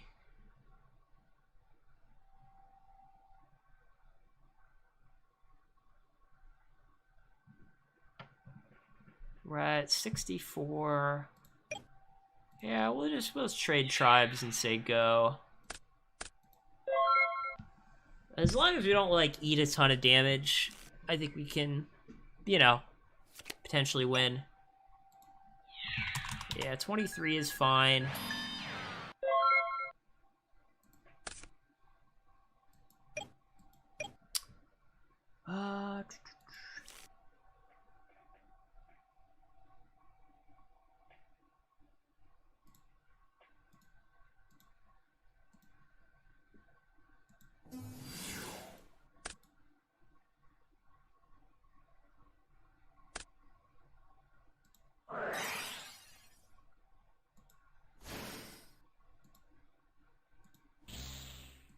I mean, that's a lot of lights gone. 2 Faith and an Azura. That's a lot of lights gone. So yeah, hopefully he just isn't able to do anything for a while. We're just on the hope our opponent can't answer a Ryukoki game plan. It's not a bad game plan.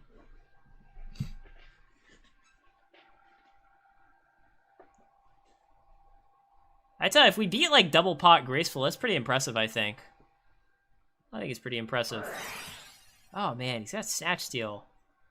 Oh, this is not good. Yeah, it is meta. So what does he get here? Probably Darkblade? Yeah, I mean, it depends. There's different... You could get this or Ryu Senshi. You're definitely not getting Ojama King.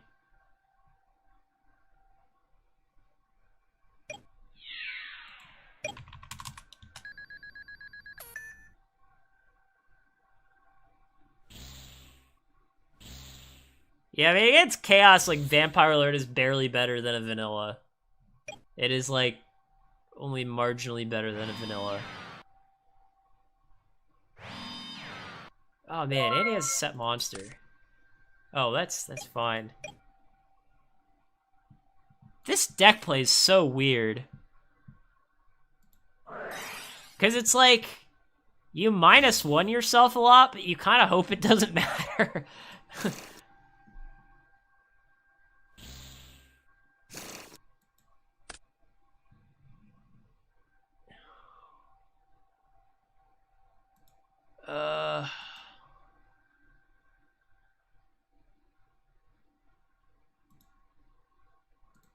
Oh, that's such a weird game. So again, just trying to think. Yeah, go to 900. Yeah. I mean, I think we just have to try this.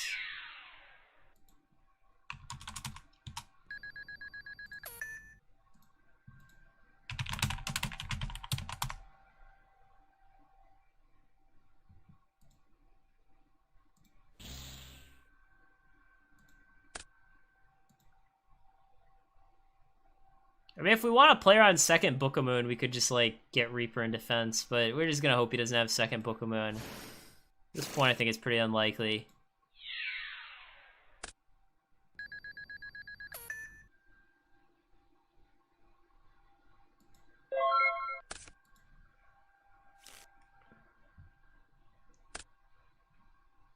Oh, should I have played around the duo there?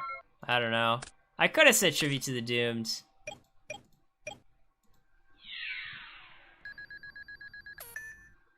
I mean, it might not matter.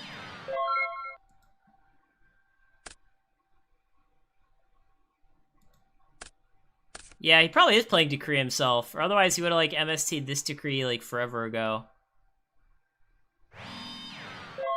Yeah, if we had Tribute to the Doom set here... Well, this is weird, because then he probably would have MST'd it. Alright, let's draw the second crossout. Let's draw the second crossout. Okay, that is not...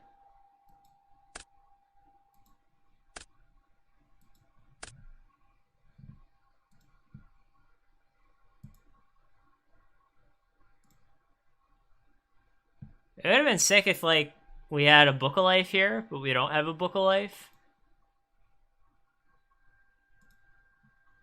What is he even playing? What is this guy even playing? I don't think which we attack with first. Is being at 13 different than being at 100? I mean, it's a little different, I think.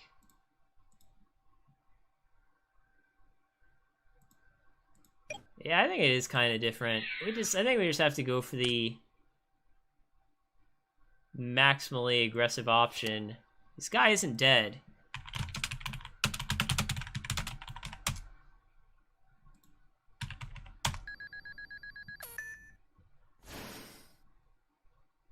Yeah, I don't know. Maybe we're supposed to attack with the Koki.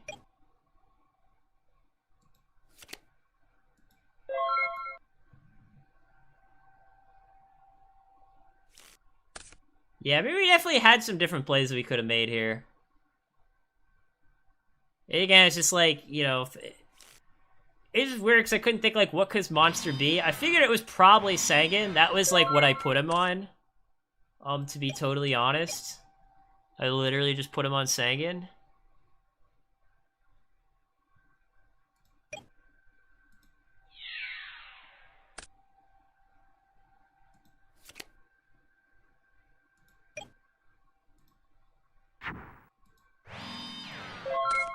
Yeah, we're probably gonna lose. I don't know, maybe not. My draw was, like, pretty bad. Now he has the light. Yeah, this isn't looking good for us. This isn't looking good for us at all. I mean, I guess 2 of his 3 cards are Thunder Dragons, though.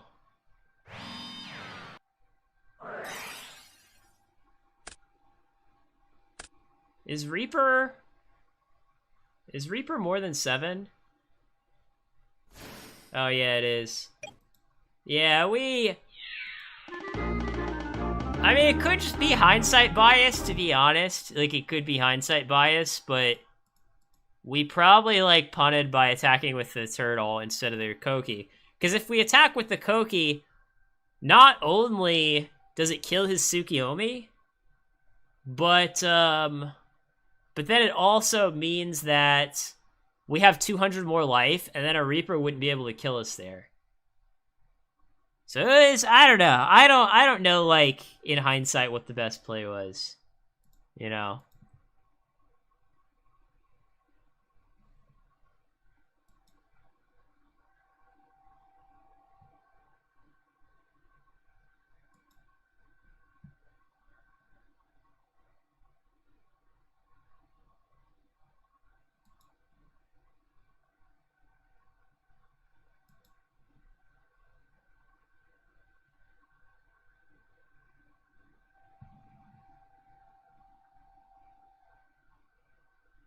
I mean, he opened double pot graceful and we, like, almost beat him.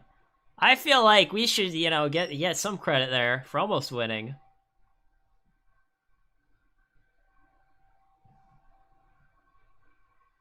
Or maybe not, I don't know. I think we should get some credit there. What do I know? What do I know?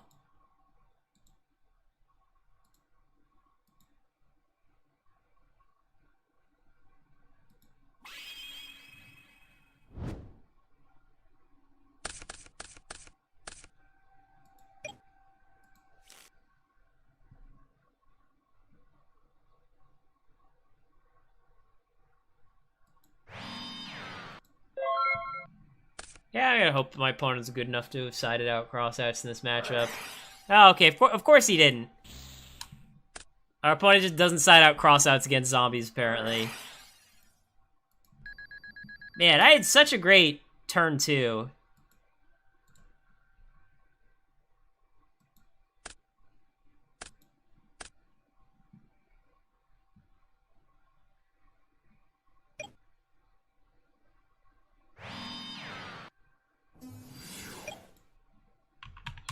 Okay, luckily I don't really give a shit about Azura.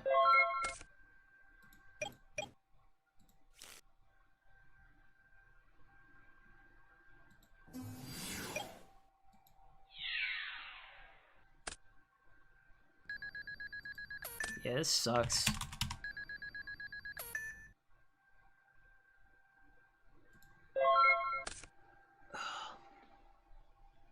Yeah, we're just gonna, like, die to this Azura, because he, like, duoed our one thing that's good against it.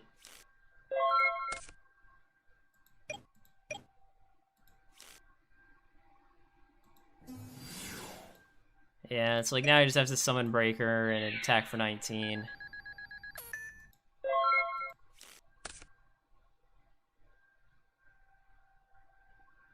I don't know, if he doesn't have, like, a good play this turn, then we're probably fine. But of course he does. Yeah, I'm just drawing, like, all my tribute monsters. I mean, we lost because, like, our opponent didn't side out his crossouts, then we drew all our tribute monsters. Like, the deck isn't the problem. Game 1, our opponent went pot, faith for pot, graceful, and we still almost won. And then, like, game 2, you know, he crossed out our Reaper, duoed our only answer to Azura, and then we drew all of our tribute monsters. Like, I think what people have to realize is that, you know, sometimes, this goes both ways, by the way. Sometimes I will, like, test a deck and go 3-0 and conclude that it's shit because, like, the only reason that I won was because I got super lucky. And obviously it's, like, it goes both ways. Like, you have to consider, like, the context of the entire game, not just, like, what the result was. Like, if you draw, like, a bunch of above-average draws and it's still close, then it's like, maybe your deck isn't good. If you drew, like, very below average and you almost won, then it's like, well, maybe my deck is good, you know? I will say the one thing that I don't like about this deck, though, is that it definitely plays too many monsters. Like, 20 monsters in an aggro deck is just super gross, in my opinion. Like, I feel like we should at least try to get it down to 19. Oh, and I forgot to join my game. Hold on. I went pot agreed berserk gorilla say go. Yeah, hold on.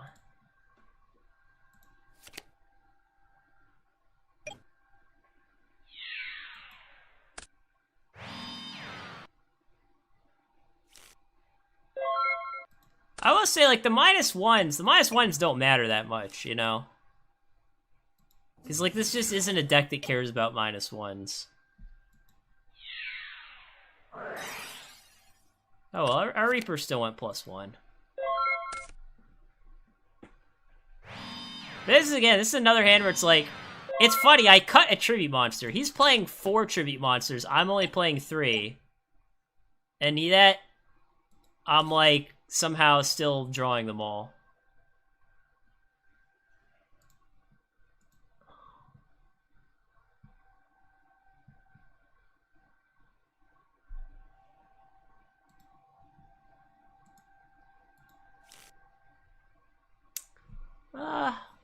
I don't think he has mirror. I mean, he could have top-decked mirror, but I feel like if he opened mirror, he probably would have set mirror instead of book.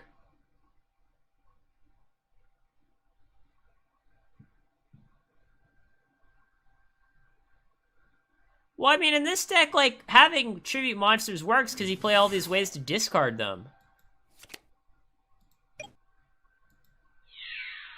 Like, in game 1, when I went, like, Tribute to the Doomed, like, discard a Ryukoki, Book of Life Ryukoki, that's, like, super sick. That's, like, what this deck is trying to do. But, like, sometimes you just draw, like, the wrong half of your deck, you know what I mean? Man, so you had Mirror and Sanguine for Sinister, that's pretty good.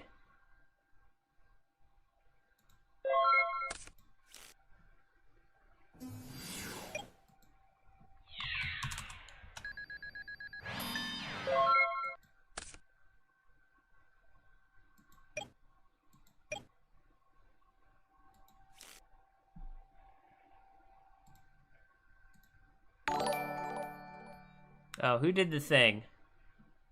Thank you, Light Played, for subscribing on Twitch. After this game, I will be using another viewer-submitted deck. So if you want, I could use yours as well.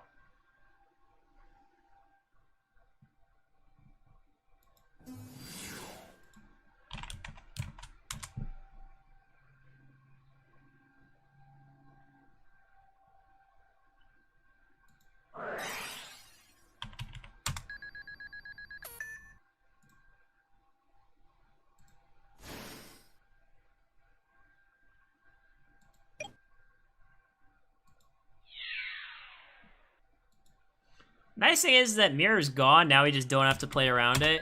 You know, it's just kind of like a random... Sometimes you gotta do that with aggro decks. Sometimes you just run into the Mirror just so you know that they can't play it next turn.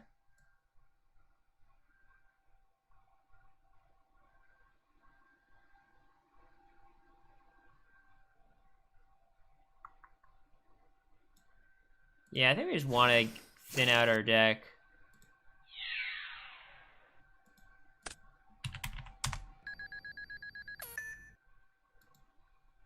Yeah, go ahead, Finn. It's the only way to force me to play it.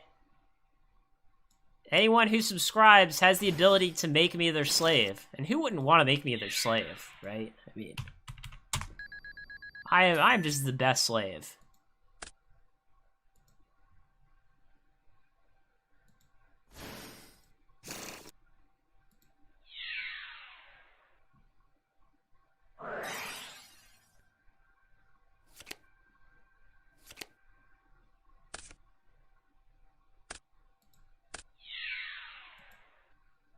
Alright, so we get to banish 2 darks, which I'm kind of happy about. It might just not matter. I mean, it depends on what list he's playing.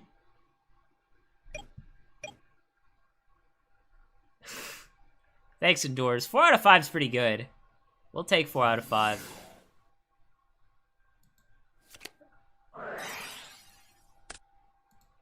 Yeah, Pre was gone like a while ago.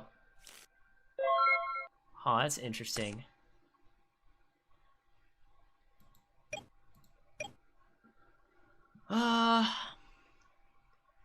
So let's see, I have Lily. I think we just go Lily attack, go to 32, he goes to 1,000.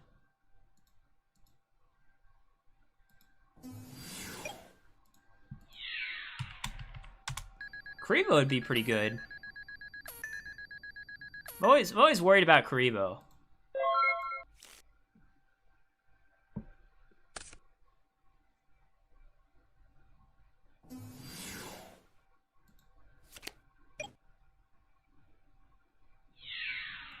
If he has, like, Scapegoat, that would not be good. Oh, yeah, it's 2 Vakros. Oh, man. So now we gotta think about Scapegoat and Torrential. Do we want to play around one? Do we want to play around both? Do we want to play around neither?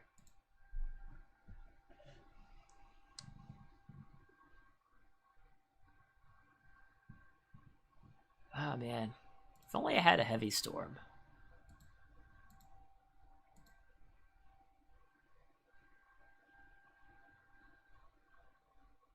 Yeah, it's used to cross out.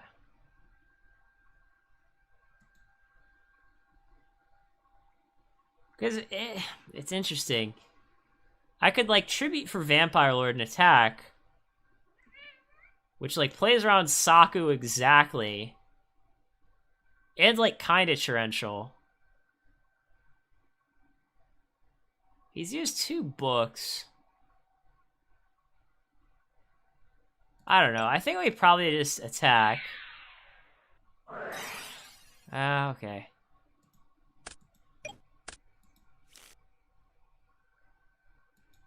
I think we just set a monster, say go. I don't know. Maybe we could have summoned it. I mean, if we summon it, like, he has Tsukiyomi, so he can cross out either way.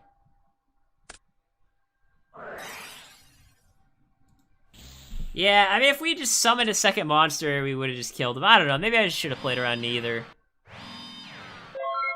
I mean, it's possible that we could still win anyways, I guess.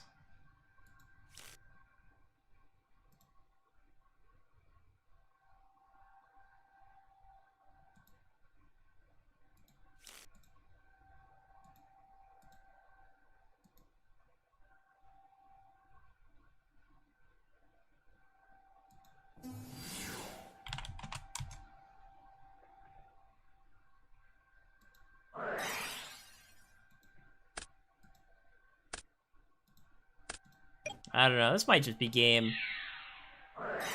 Yeah, now he has goats. So it's like he didn't have goats last turn, but he somehow, like, drew it this turn. We're probably fucked now. We're probably fucked. I don't know, maybe not, but we probably are.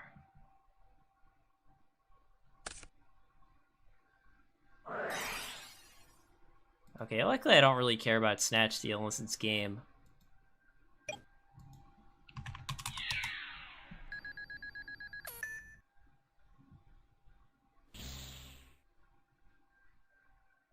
I'm sure now that he's banished my V-Word, I'll just, like, top deck Book of Life. Knowing my luck. Okay, I did not top deck Book of Life.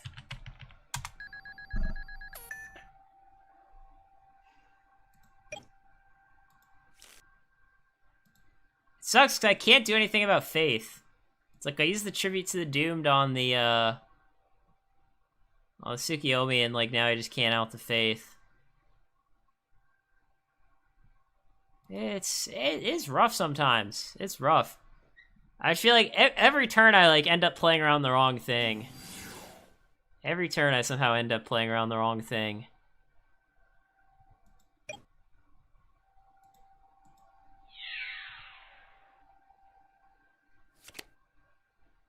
Oh, and somehow I just decided not to set my hands. I should have set Royal Decree in main phase 1, but I'm an idiot.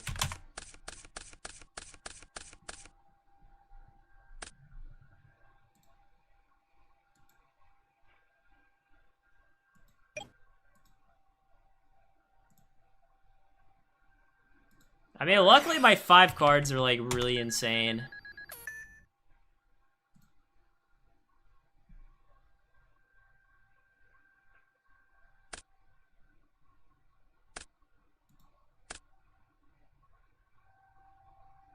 Wow, he discarded Tribe?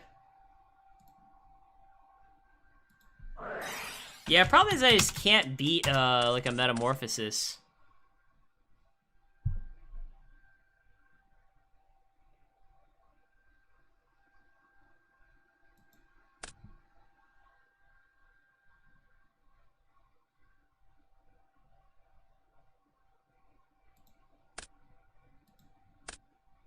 I don't know, my hand's really good, but it's just probably not good enough, to be totally honest.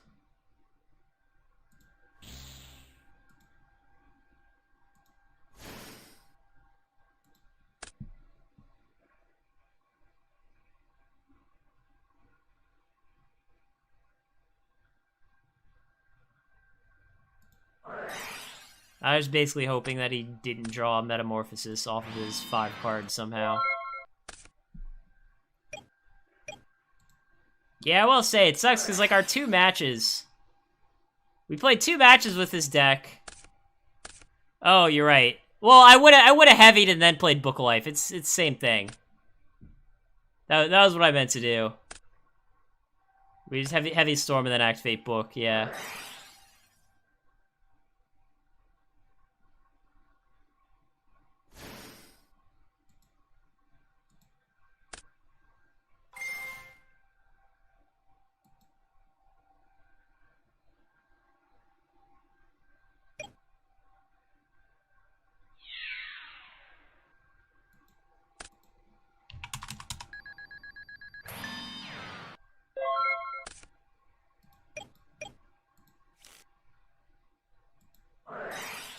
Yeah, just gonna cross out for more info. Man, and this guy plays Spy. Yeah, this is just a hard matchup. Like, he's playing Goats and Spy in the same deck. Any deck that's, like, maining... Any deck that's maining, like, Goats, Spy, 2 Tsukiomis, Tribe, and, like, you know, Mirror Torrential is gonna be a pretty hard matchup, to be totally honest.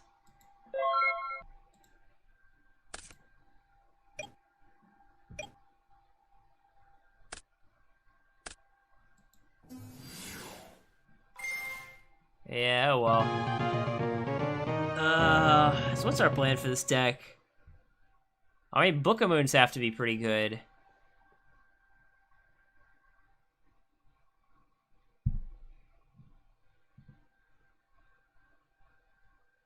I mean, we didn't see Thunder Dragon, but we can kind of assume he's playing it, right? Because we did see Chaos Sorcerer.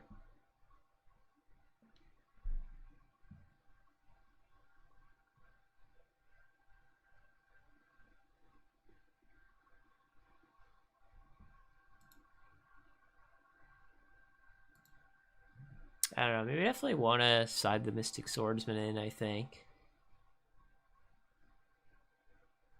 Oh, this is hard. Like, we want to bring in the books, but I'm not even sure we're supposed to side out. Probably just monsters. Yeah, like, Berserk Girl is kind of ass against this deck. So it definitely makes sense to side out those.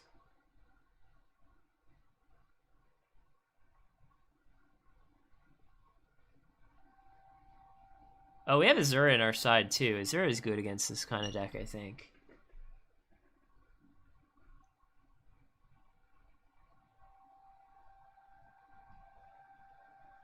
I don't have Vortex inside, but even if I did, I don't think I'd bring it in.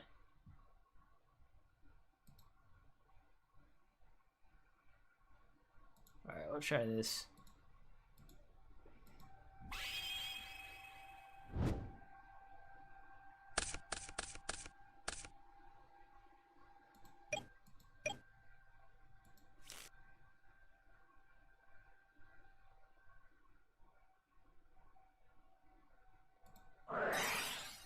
Oh, this is actually sick. I hope I discarded Sinister. I literally hope he opens Sinister here.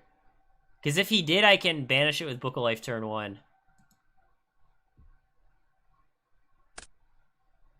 This guy didn't side out cross out either. See, people are just dumb. People just don't side out their goddamn crossouts.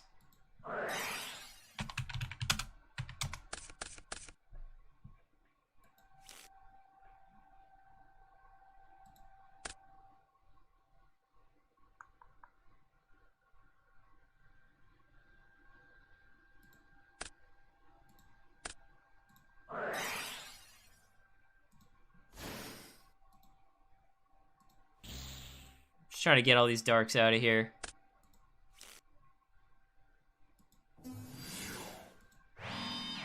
I'm just going like just full aggro.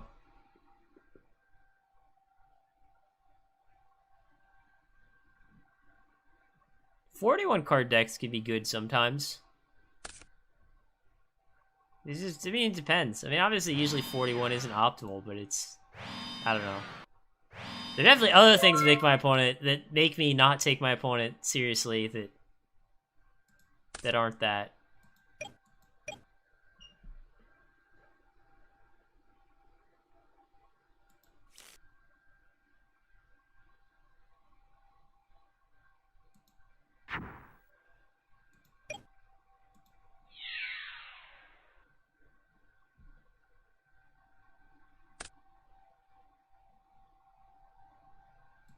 Oh, now he gets the Sinister. Okay, okay.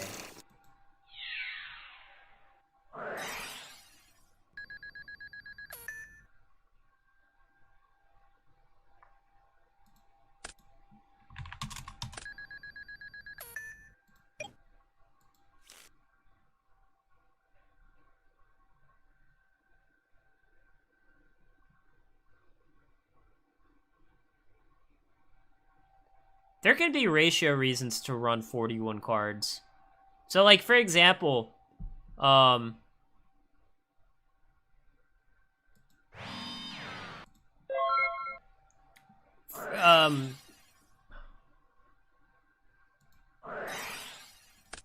was I gonna say?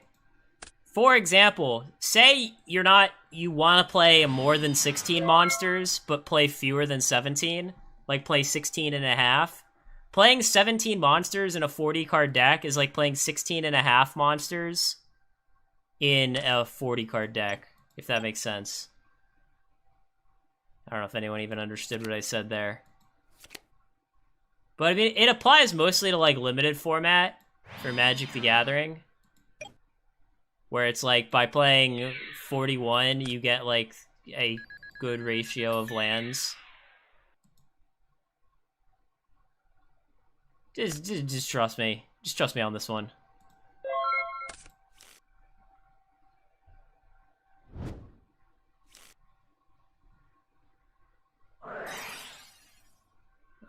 Smashing Ground kills Pyramid Turtle.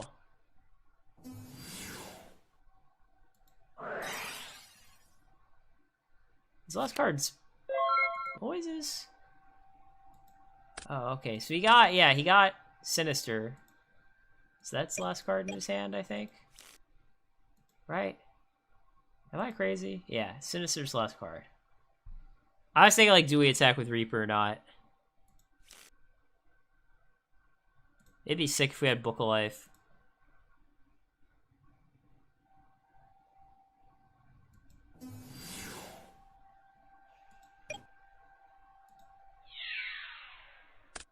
Yeah, I think we just attack with Reaper just to deal 300.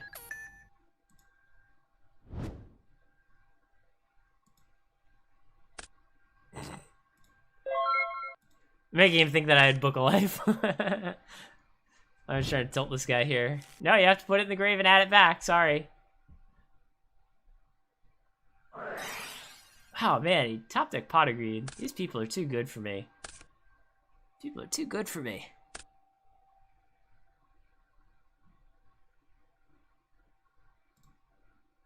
Yeah, no light, buddy. No light this time. Not unless you got like Thunder Dragon in your hands.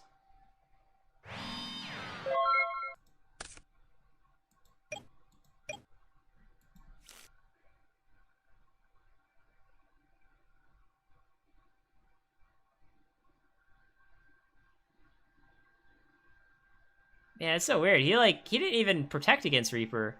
He has a spy. This motherfucker has a spy. I know it.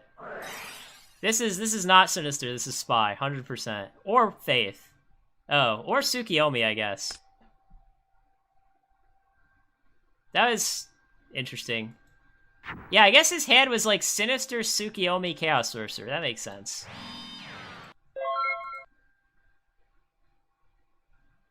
That makes sense.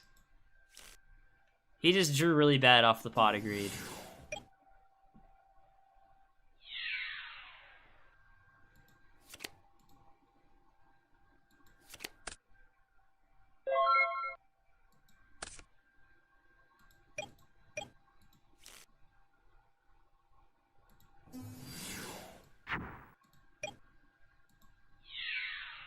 Alright, we have to hope that this Reaper hits the Sorcerer instead of the Sinister. Ah, I hit the Sinister. Man, I suck. Yeah, I mean, if we had the 50-50 chance to hit the Sorcerer. Yeah, look at this guy just like just can't banish fast enough.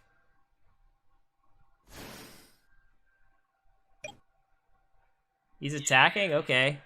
He knows he doesn't get to attack again, right? I think he thinks that he can attack again. Oh no, he's just bad, I guess.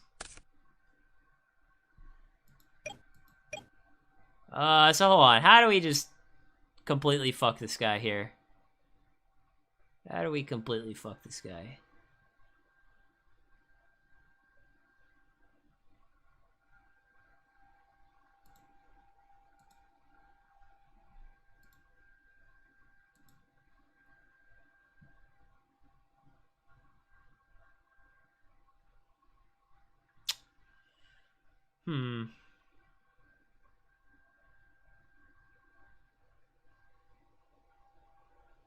This is like another one of these 50-50s here, because it's like,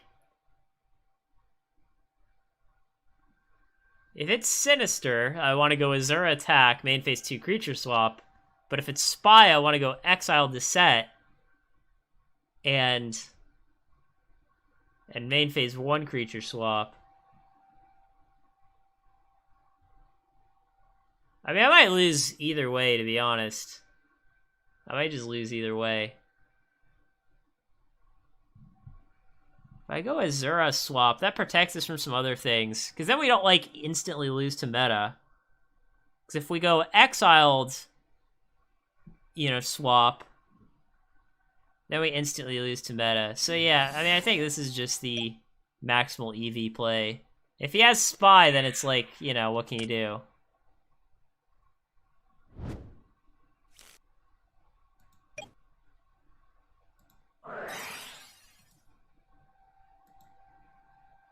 He got MST back instead of Pot of Greed.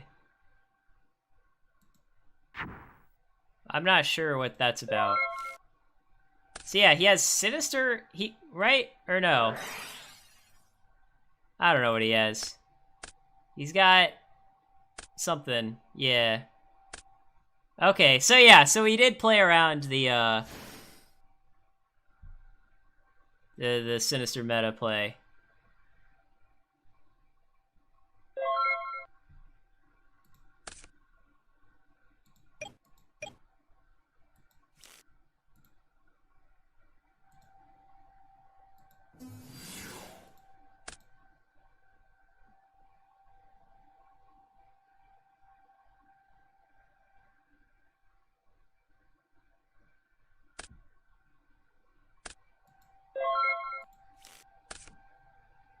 Yeah, let's use top decks Chaos Monsters every turn. I think we're fine.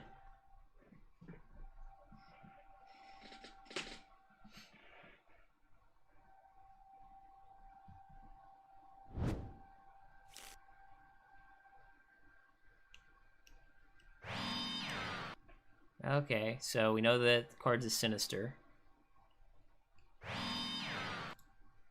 Torrential would suck.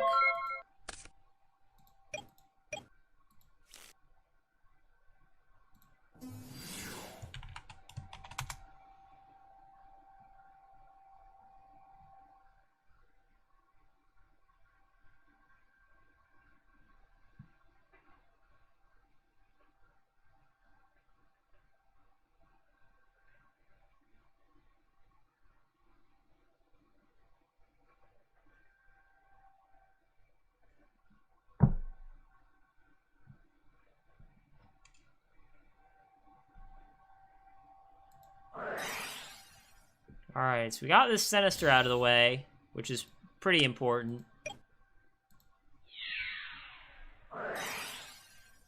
That's annoying.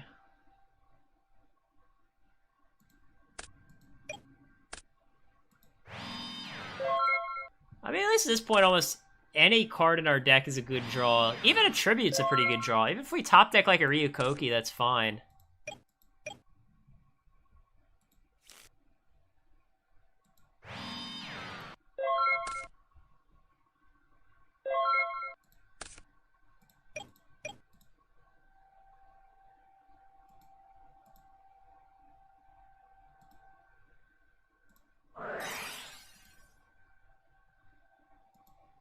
Sucks because his grave is like 2 lights, 2 darks, so we can't like turn off anything chaos related.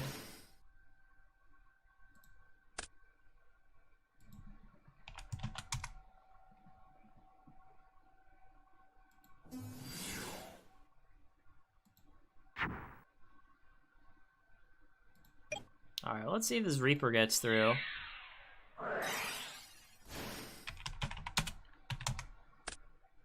Yeah, we're just gonna kill 3.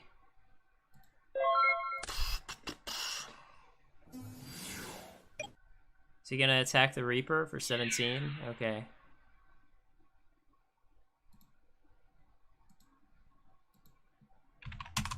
Oh, man, that's actually kind of annoying. Take 17, we go to 12. Can attack. Yeah, okay, fine. Let's take 17 here.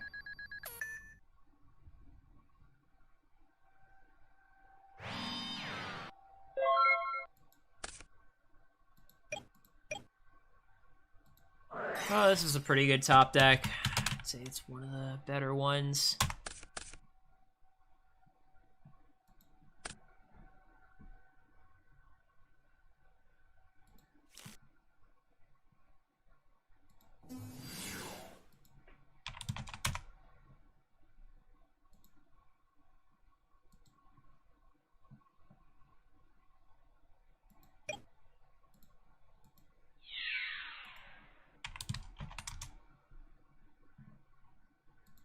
Alright, so we take 800. I'm trying to think if there's, like, a particular reason to go, like, Koki versus V-Lord. Oh, no, we need the Koki because this guy's at 2,000. Okay, I'm gonna stop being an idiot.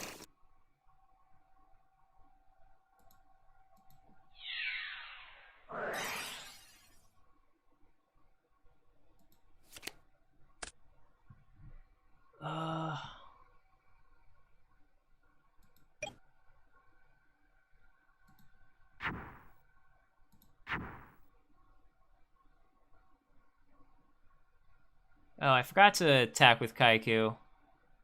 Oh well, too late now. Yeah, I'm gonna hate my life if he top decks meta. Yeah, that's pretty good top too. I mean, I like how these people just keep in 2 crossouts and get and get rewarded for it. Yeah, man, why wouldn't I keep in 2 crossouts?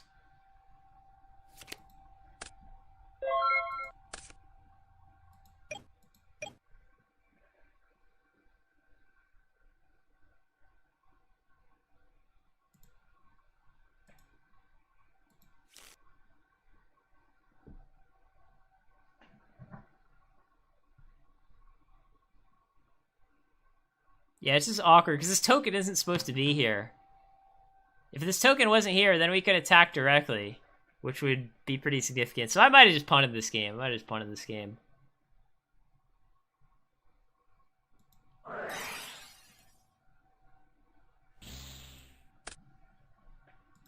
It's like, we don't have to cross out here, but I kind of feel like I have to. I mean, I think we're still favored to win, even though the life point differential is pretty huge.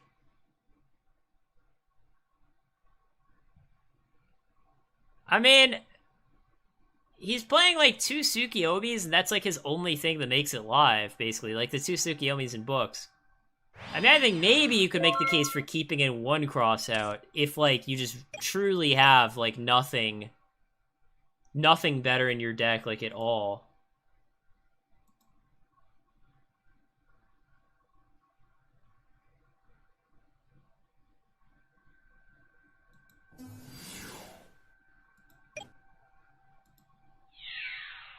We could die by summoning this Pyramid Turtle here, but I'm gonna risk it for the biscuit, as they say. Or actually, hold on. Just thinking, does this guy play Pre? If he plays Pre, we want to hit the Tribe and the Breaker. Yeah, I'll hit the Tribe and the Breaker.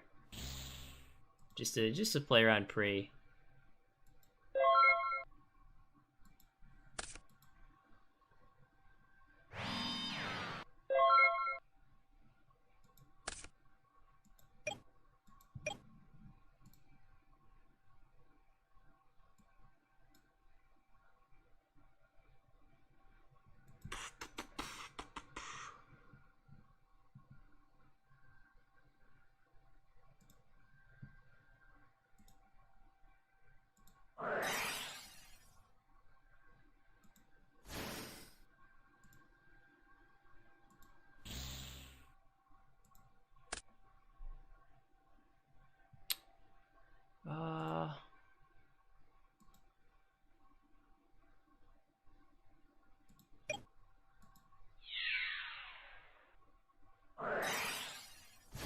god, he has another one of those. Oh, this is frustrating, because, like, a meta just kills us now. Okay, luckily his follow-up is nothing.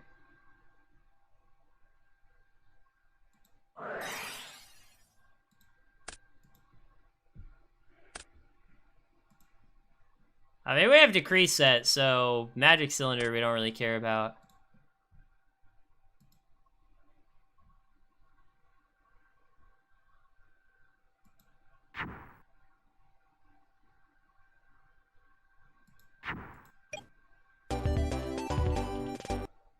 Oh, that took longer than it should have. That's one of those games I was talking about. It's like, I don't know. I wish it hadn't been that close. Because our opponent didn't really do a whole lot, and yet the game was still pretty close. He never drew a spy, which is kind of lucky. There were like a few times in that game where, like, if he had spy, we kind of would have been screwed, but he just never drew it.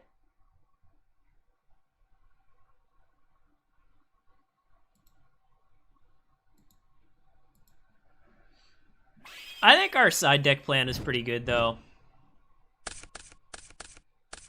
Oh my god, I drew... So I main 20 monsters. After siding, I only have 19, and, like, I still opened 5. You know, it's like, that just really sucks.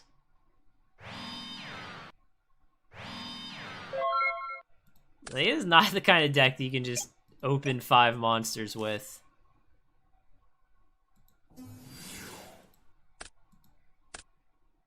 I mean, my 6th card was a Spello Trap, but still, it's like...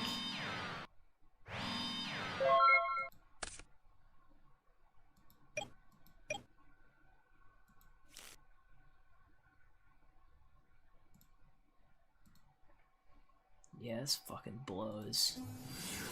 Yeah, if this is a Faith, I think the game's basically over. Yeah, it sucks. Our deck has so many outs to that card. Because it's like we got 2 crossouts, exiled. We can pre for exiled. Our deck also sides in Mystic level 2, and it has 2 creature swaps. And yet, like, we just still couldn't do shit.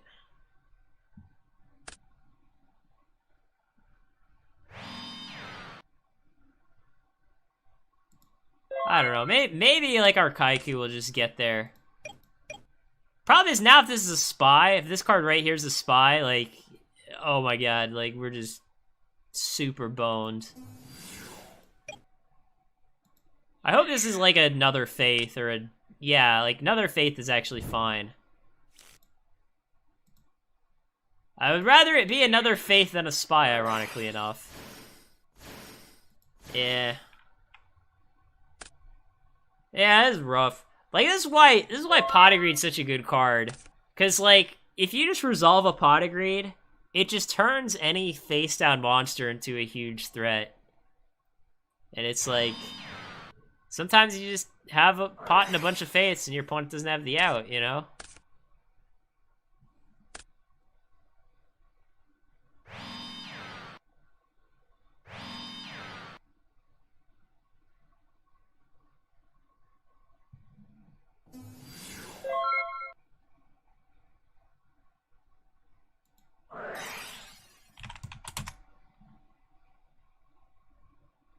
This was a very weird turn.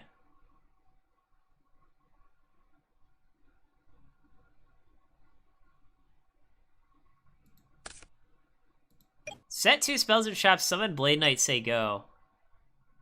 Like, that's... Like, what is that?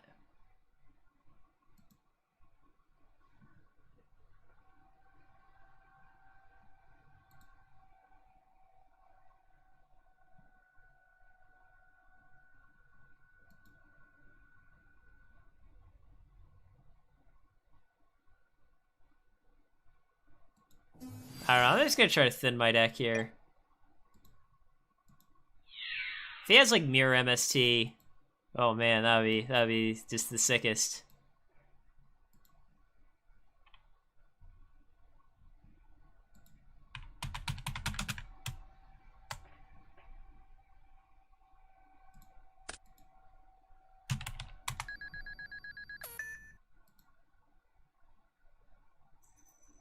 Hey, one of my pet peeves for online dueling.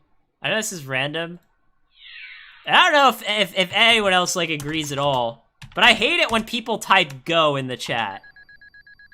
To me, it is like just the most disrespectful thing in the world when people type "go." If you don't have a response, just say you don't have a response. Don't say "go."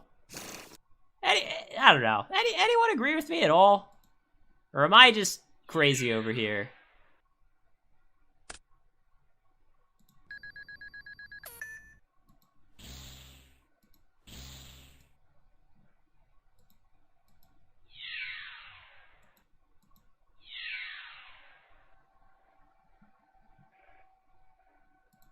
I mean, as far as like what's considered like unsportsmanlike conduct, it's somewhat subjective. That's why I was asking the chat if they agreed.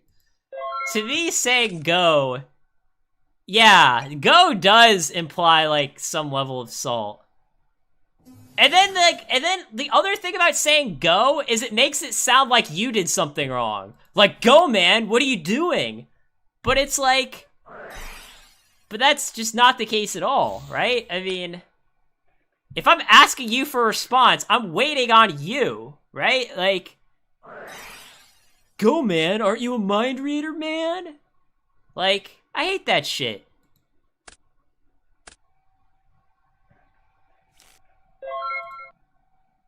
Well, luckily our Kaiku's living.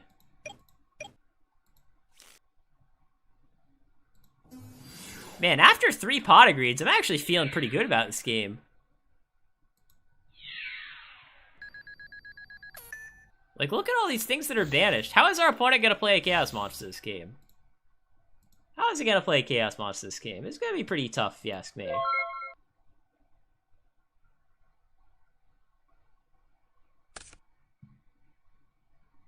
No, so what happened there is, I attacked with Pyramid Turtle. I was waiting on him for a response. And then he says, "Go." Like, there's a lot of stuff he could do there. Right? Like, Book of Mooning his own Blade Knight. That would be a pretty good play. Oh, wow. Duo into Tribe is actually randomly really good.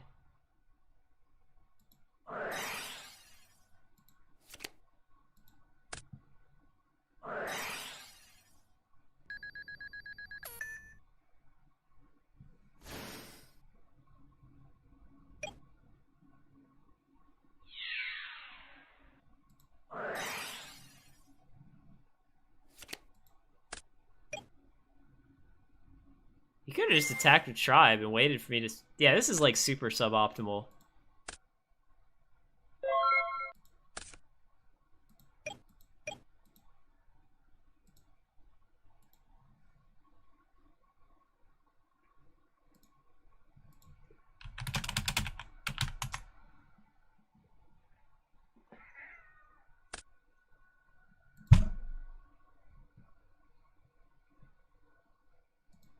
Fortunately, like, a lot of my good zombie targets are gone. So let's see, we can... attack. Yeah, probably just attack. Yeah, okay. I did top another Kaiku, which I think is a pretty good draw here.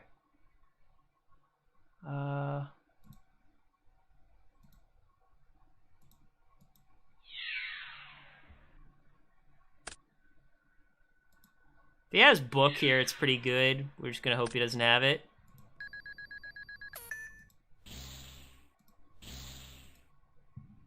I mean, yeah, I don't think there's any way this guy's playing any Chaos Monsters this game.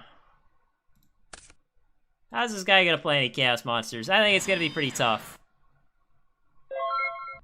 No spy, please. One time, no spy.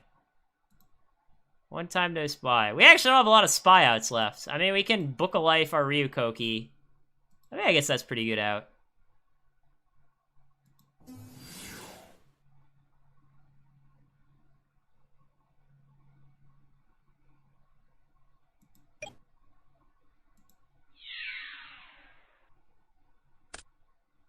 Oh, Morphing Jar. We like Morphing Jar.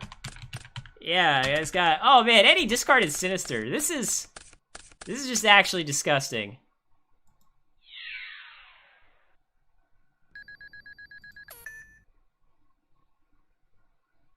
Pre's gone, so we don't need to worry about him getting back tribe with Pre.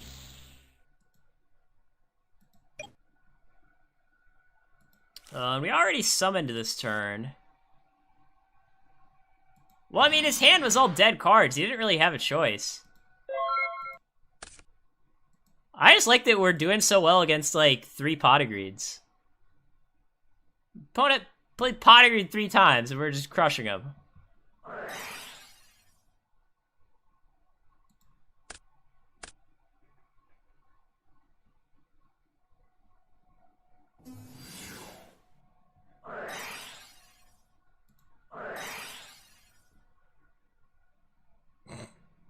Nice torrential.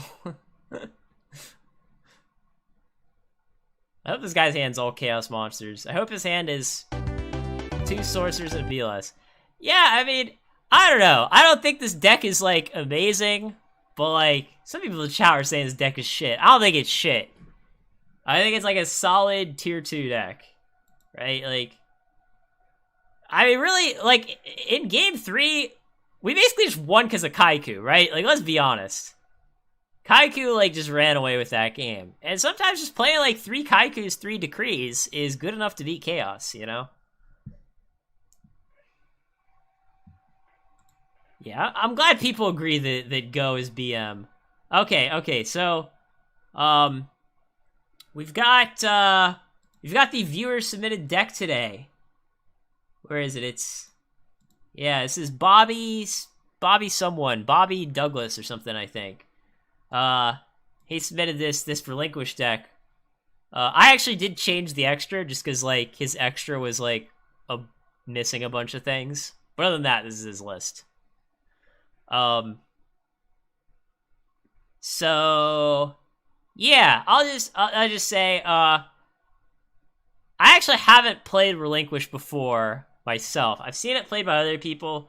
And there's kind of like 2 schools of thought. Oh, sorry. Yeah, you're right. You're right, Indoors. Thank you for reminding me. I needed to switch things. So yeah, so this is the list. And I was gonna say there's like kind of 2 schools of thought on like how to play this kind of deck. One is that the purpose of getting Relinquished is to actually summon Relinquished, which is what this deck is trying to do. And then, I think you guys should be able to see the deck now. Yeah. And then, but I think the more popular build that most people try to play is sort of the list that, like, kind of uses Relinquished and Black Illusion Ritual as, like, discard fodder for, I don't know, like, Raigeki Break and that sort of thing.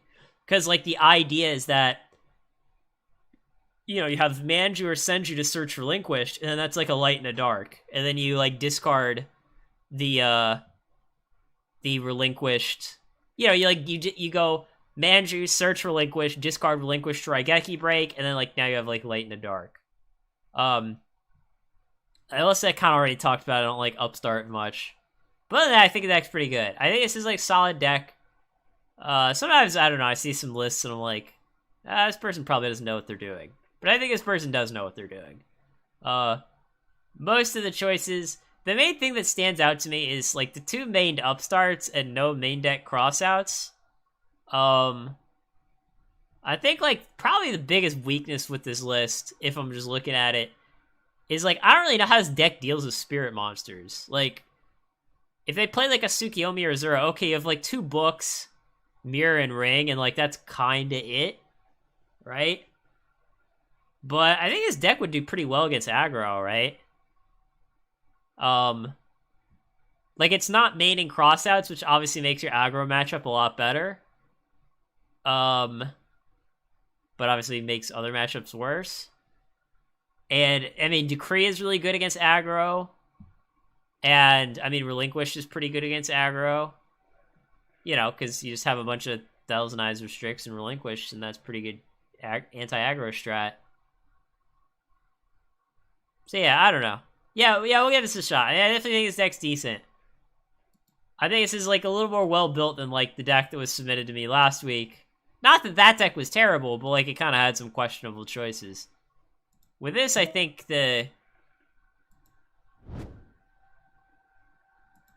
the main questionable choice is the upstarts over the crossouts.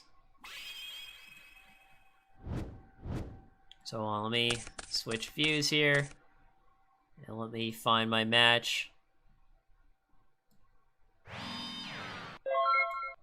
His hand doesn't look super great. Maybe I'll upstart. I mean, hopefully this upstart like draws us into a monster. Not that one. Yeah, this hand's kind of gross. This hand's kind of gross.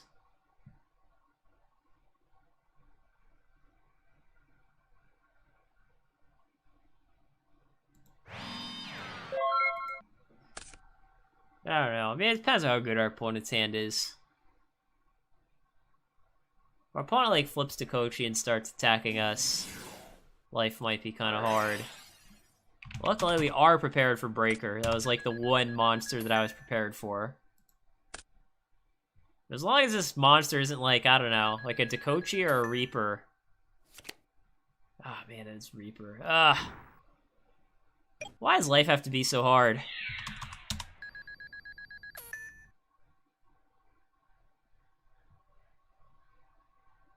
Oh man, and he discarded my 1-out to Reaper. Why do they always do that? Why do they always discard my 1-out to whatever the situation is? God, this hand is like such ass. This hand is such ass. Yeah, it's not the next fault. I just like drew so bad. I don't even know what we're up against yet. Like Breaker and Reaper doesn't really tell us anything.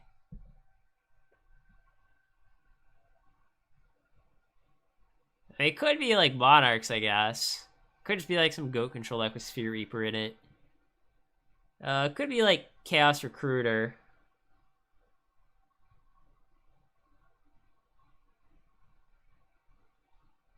Oh man, this is I don't know. This is like literally the only play that I have.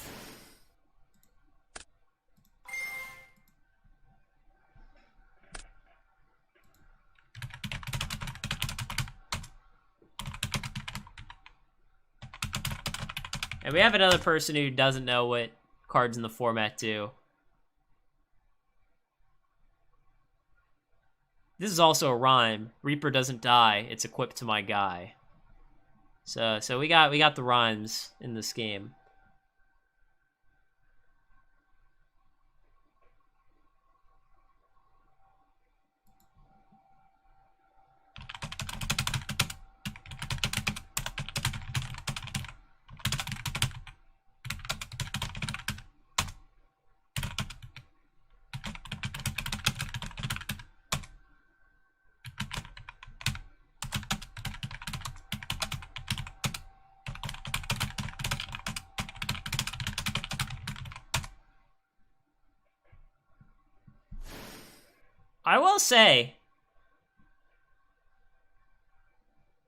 I will say, even though like a lot of my opponents like don't really know the rules, I'm surprised by like how many players just take my word for it when I explain why they're wrong.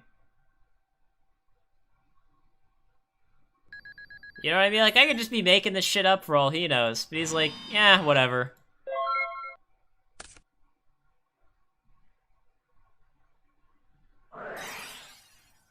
Oh, he's playing zombies himself. Okay, this makes sense. Oh, no. He's not. He's just playing, like, Thunder Dragon Chaos with Reaper and Sinister, I guess? Or, no, he's just playing zombies with Sinister in it. Okay, that makes sense. Kind of ironic. Oh my god, this is so bad.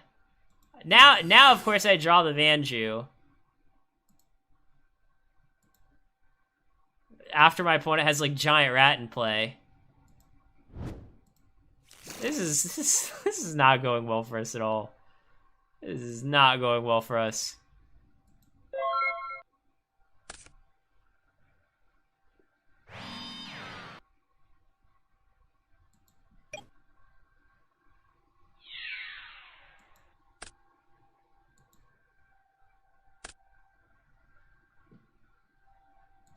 What we need is a Chaos Monster. If we just top deck a Chaos Monster, then, like, I think we're probably... I mean, that's probably the only way that we have any chance to win this game.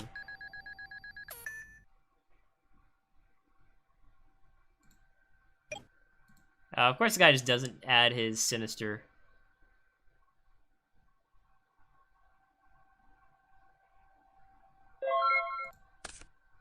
Oh, I actually did draw the Sorcerer. Okay, I mean, for once in my life...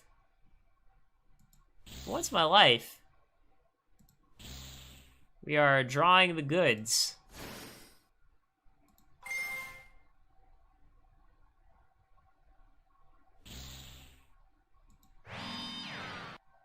Yeah, I will say Kotetsu is actually one of my favorite goat techs too. Even did a video about it. So I'm definitely a Kotetsu fan.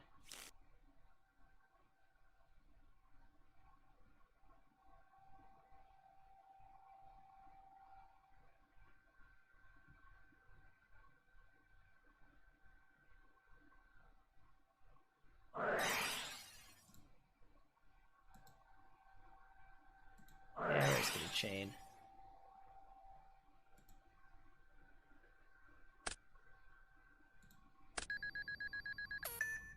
Oh, actually, I think that was a misplay. Yeah, I shouldn't have chained MST. What I should have done is let the pre-resolve, and then like wait for him to activate creature swap, and then chain MST to the creature swap. That would be like the play. Alright, I guess he's attacking here.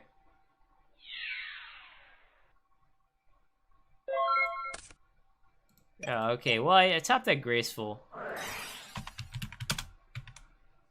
Problem is, like, the only thing I really want is, like, basically another... No, this works. Okay, this works. I'll stop complaining. I might not win, but we're at least gonna put up a fight here.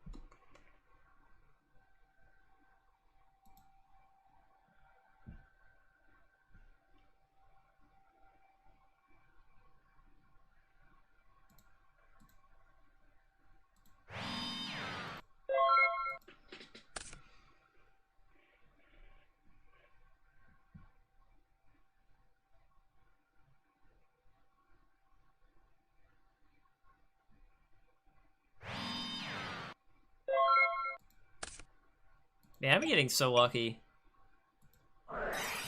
Getting so lucky. I'm not supposed to draw this well. I'm not supposed to draw this well. Oh, wow. And I just drew into the second Tsukiyomi. Yeah, this is...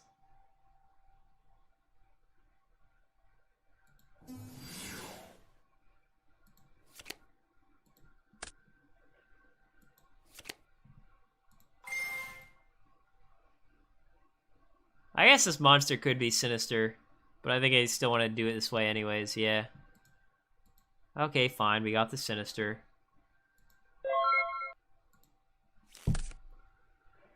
Weird, because so far, like, we haven't really done very much, like, relinquish stuff, you know?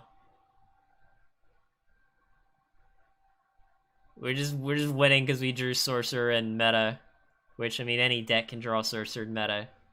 As long as you're playing those cards, of course.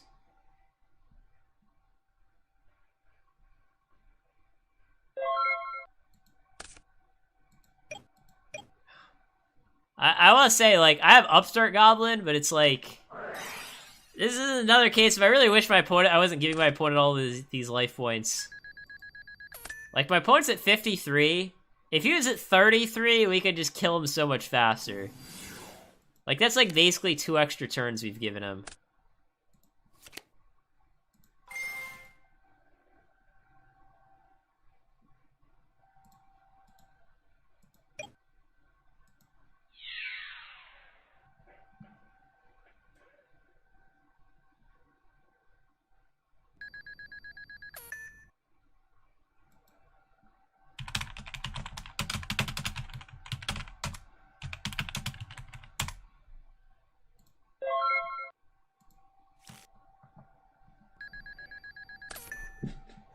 I tell you, how do you play GOAT format and not know what, like, Thousand Eyes Restrict does?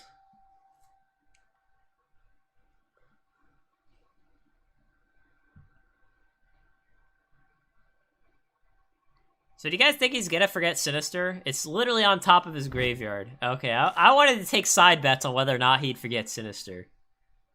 So I thought there was a chance he would. I thought there's a chance he'd forget Sinister even when it's on top of his grave.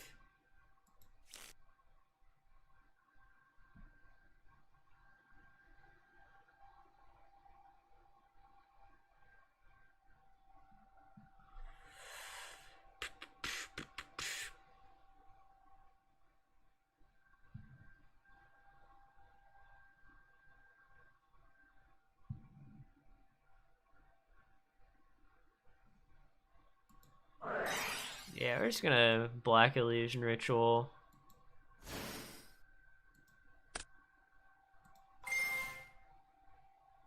I mean, it takes his Sinister, but, like, it does sort of stop him. Like, it stops him from adding it back, since we're obviously not gonna Tsukiyomi our Thousand Eyes. Or, not gonna Tsukiyomi our Relinquished. So, by doing things this way, it does allow us to kill our opponent faster. But yeah, I really wish our opponent, really wish our opponent was at 18 instead of 38. Whoops. God damn it. He knows what I mean.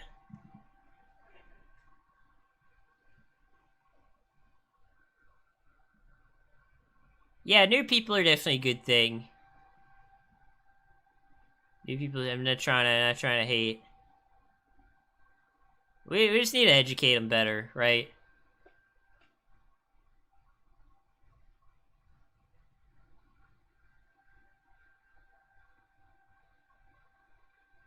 Kind of the attitude that people take with our education system as well, right?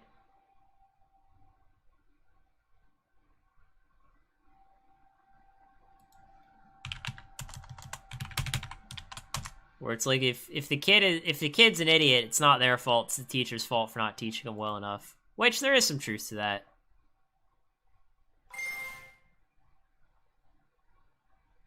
Oh shit, I didn't even realize he could do that. I mean, I guess I did, but I wasn't paying attention.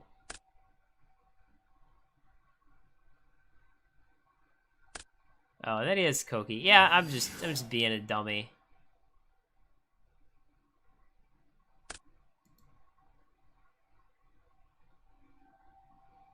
Yeah, I'm just punting this game here. I had book set and just didn't use it. For some reason, I thought the Thousand Eyes already had an equip on it, so I was like, oh, it doesn't really matter.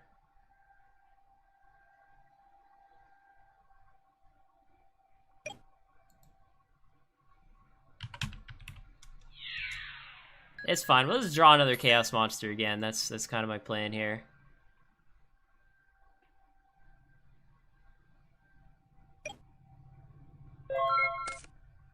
Oh man, this is not a good hand.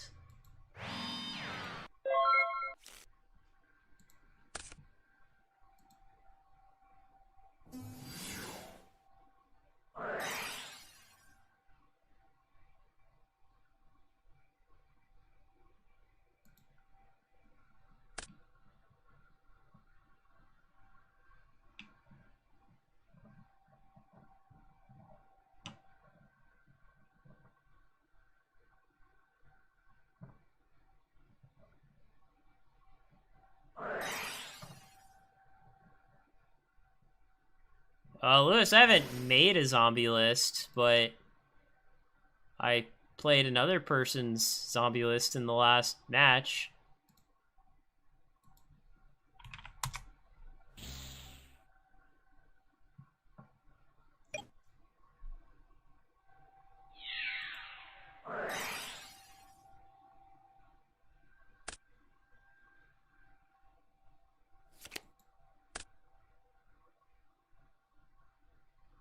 Robert, I don't know what you're asking.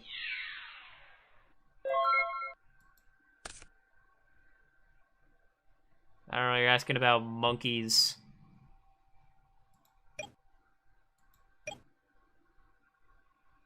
So yeah, just for the record, if we hadn't upstarted twice, our opponent would be dead.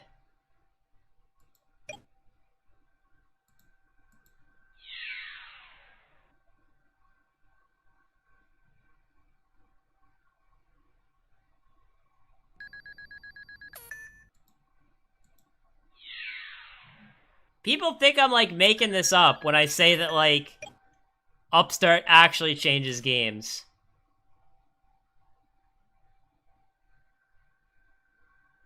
It changes games. No, I don't like Upstart. This is literally the second match where it's changed the result of the game.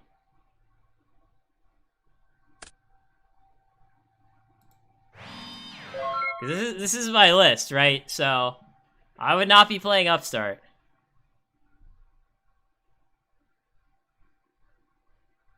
Like, if we hadn't upstarted twice, instead of our opponent being at 13, he'd be at, you know, negative 700.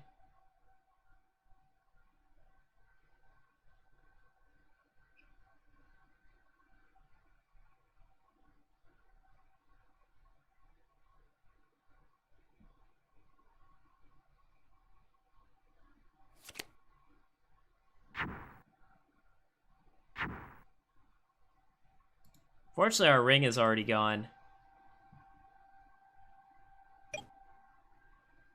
To be fair, we also kind of punted this game.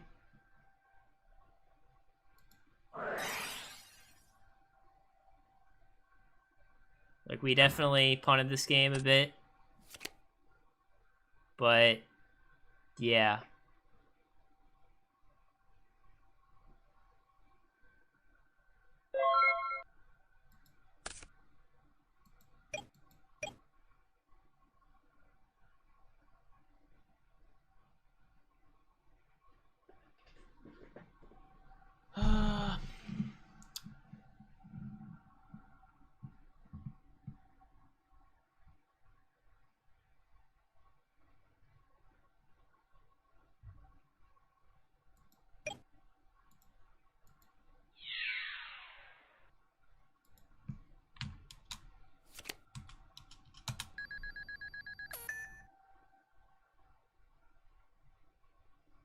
Yeah, our guy actually dies there, which is...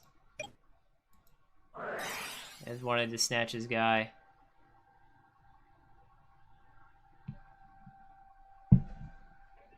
That's not true, Nick, because we would just have other cards.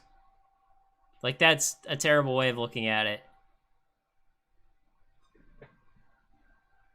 No, I mean, if we had knock, we had like a million opportunities to use knock.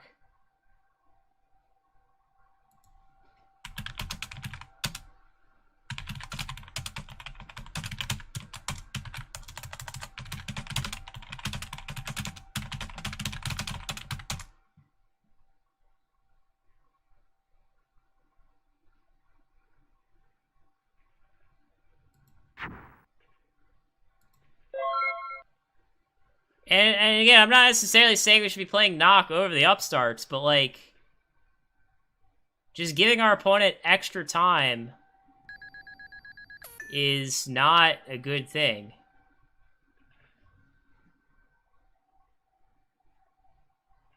Yeah, I mean, you don't have to play 6,000 eyes, though. I mean, I don't know, it's like, by that logic, why are we siding 2 knocks then?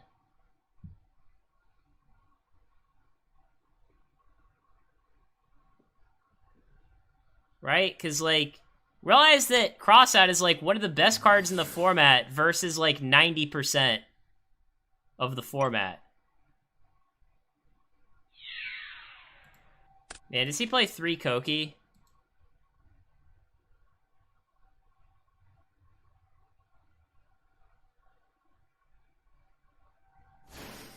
Okay, he doesn't play 3 Koki.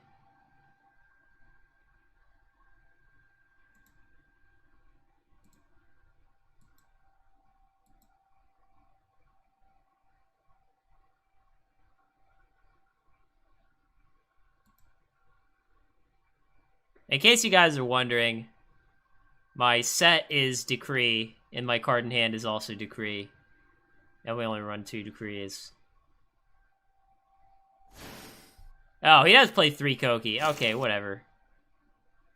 Alright, let's redraw BLS. Like, this game's pretty much over.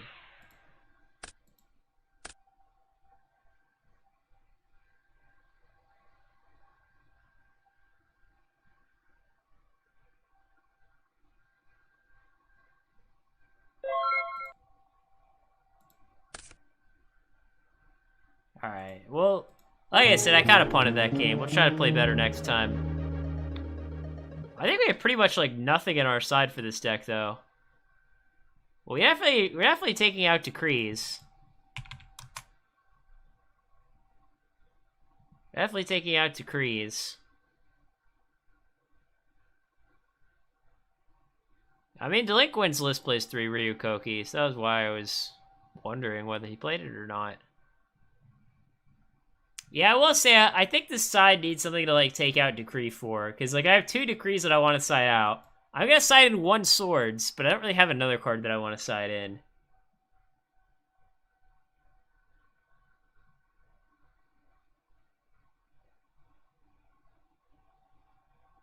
I mean, I guess I could side in 3rd Book, but Book seems like it does almost nothing against him. I could side in a monster.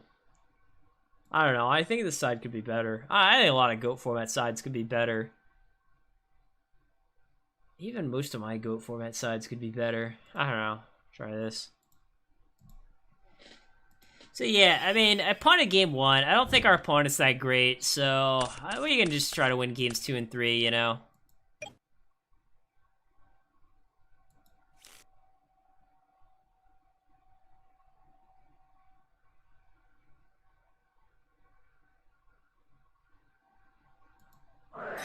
Gonna do a weird play. I'm gonna activate Sword, Summon Sinister, say go. Which is probably, like, the most weird turn 1 ever. But I want to activate Swords to not take damage. And I don't want to set Sinister, because he could cross it out. But I kind of also wanted to summon it so that I could turn it to defense next turn and have a blocker.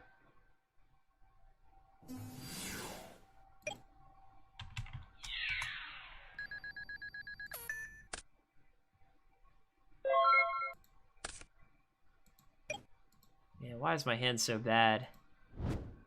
I mean, there's a lot of good draws that could help me. Like, my hand is kind of bad, but, like, half of my deck is an out.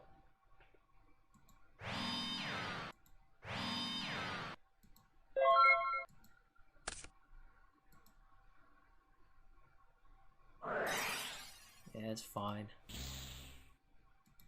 Another case of a guy who keeps in cross out against deck, doesn't set any monsters. Yeah, Kaiku's fine. Against our deck, Kaiku's not super good.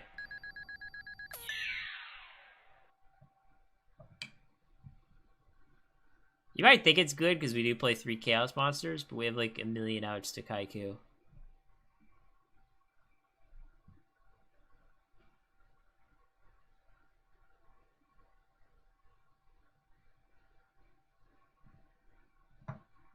But yeah, if I just draw like a Black Illusion Ritual... Okay, this works too.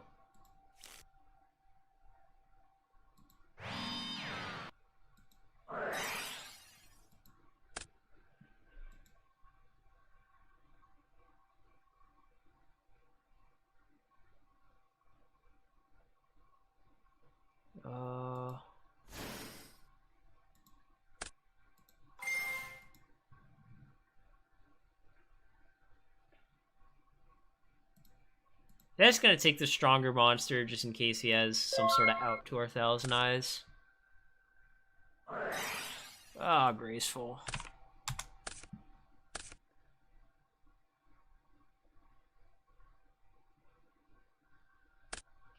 I will say, like, you would think that Sinister would be really good in zombies because he played Graceful and 3 Tribute to the Doomed, but I actually don't think it is. I think Delinquent was right for not playing Sinister.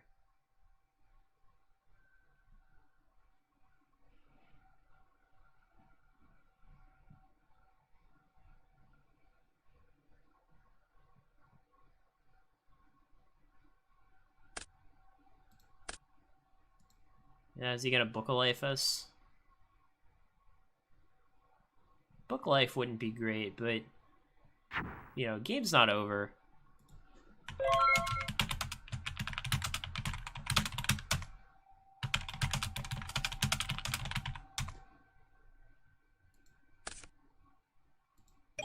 It doesn't matter here, but I'm just trying to educate my opponent. You know what I mean?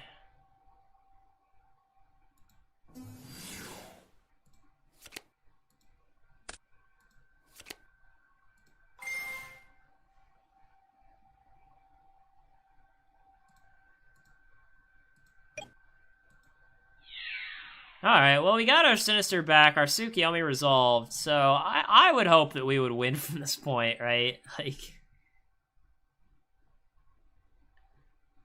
if somehow I manage to lose after this, I'm gonna be like...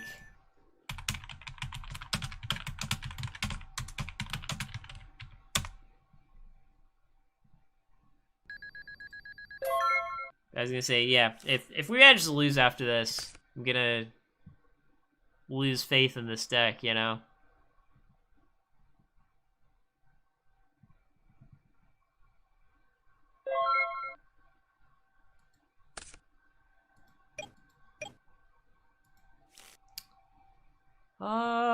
So we could Tsukiyomi our guy. Or we could just keep attacking for 12.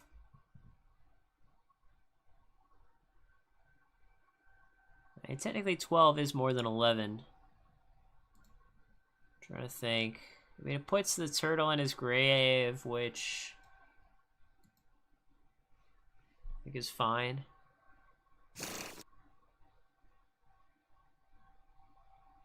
For some reason, he felt the need to shuffle.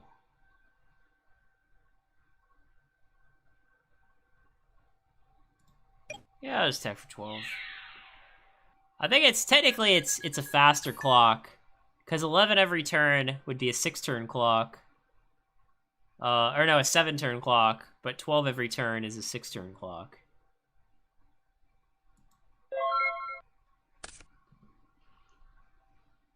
I don't know, maybe we should take in the guys in the other order. Because attacking for 18 instead of 12 would be a pretty big difference. But I was worried that, like, if he outed our Thousand Eyes, he would still have the Kaiku in play.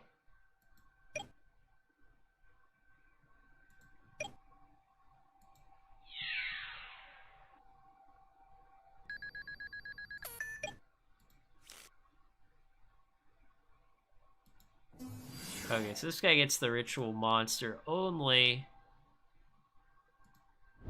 It does thin our deck, so we got that going for us.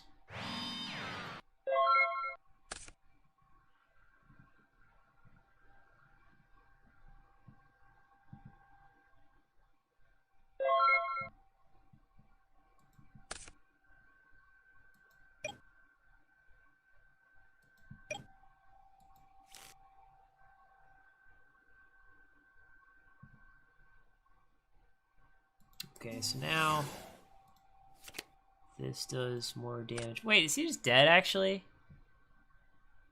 Oh no, we have no lights, no darks in our grave.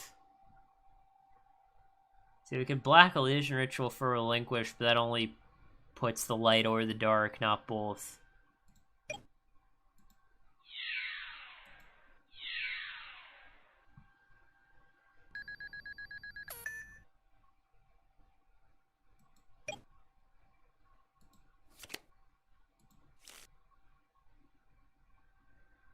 I don't know, I guess I'll discard Sinister. It's awkward, because, like, discarding Sinister against zombies feels, like, so risky.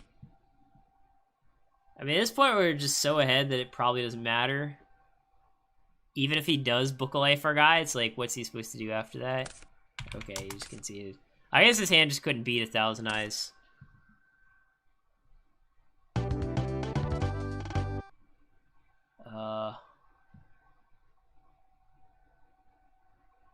We have United We Stand in our side. Is there any... I mean, is that supposed to be good against this deck? Maybe? I don't know. I don't know why United We Stand is in our side. Like, I don't know what I'm supposed to bring that in. I don't know what the idea was behind that. Like, I mean, you're thinking it's aggro United We Stand is good, because, like... I don't know. We're gonna try it. There's only one way to find out if United We Stand's good, and that's decided in. And yeah, I know that Manju and Senju work with Tsukiyomi. It's like half the reason that you play him. Okay, well, I opened the United We Stand, so we are definitely gonna find out.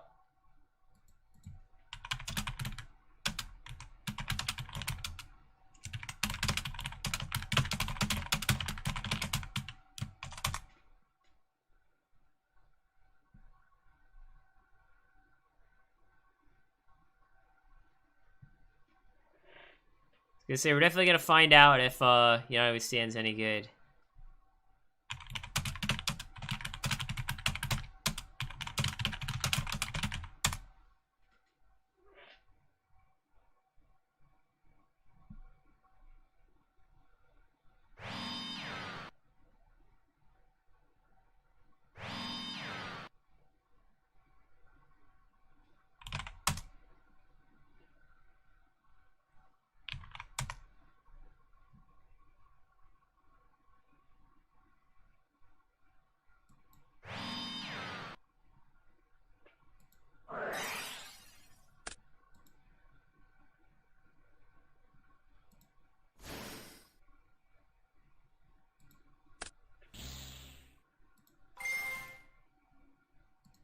Yeah, I mean, don't get me wrong.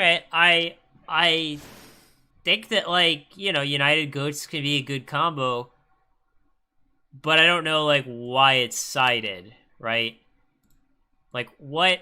Because when I think side deck cards, I think cards that are good in certain matchups, but not others. But it's not like there's a particular matchup where I'm like, oh, I really want the United Goats combo. You know what I'm saying?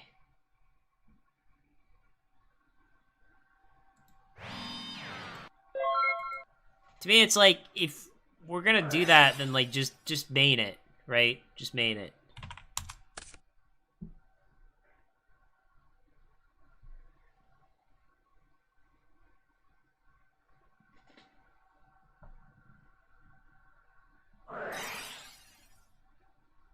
Oh, wow, he sided in brain control.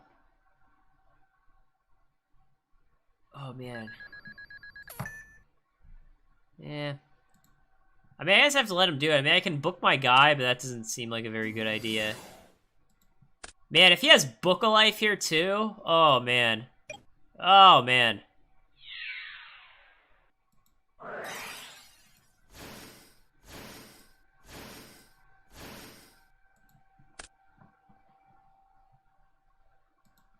Yeah, I mean, I am gonna have the United Goats combo this game, so I don't know. Maybe it's good, you know?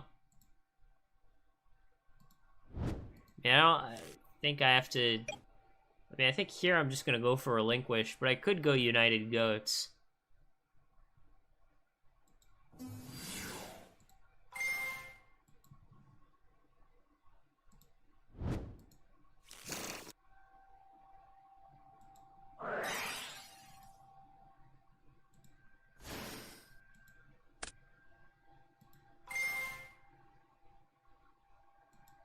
Oh, whoops.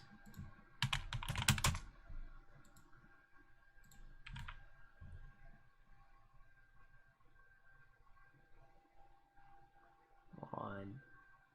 Where is... Oh. There we go. So I could just play United here, right? So let's see. This is like... Fuck it, I'm just gonna play United.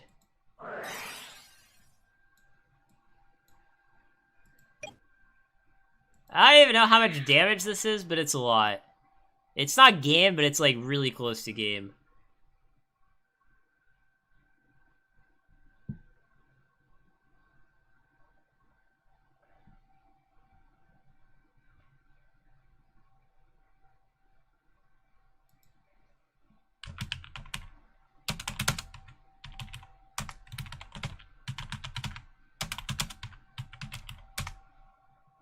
I don't know, maybe we're not supposed to just shotgun the United.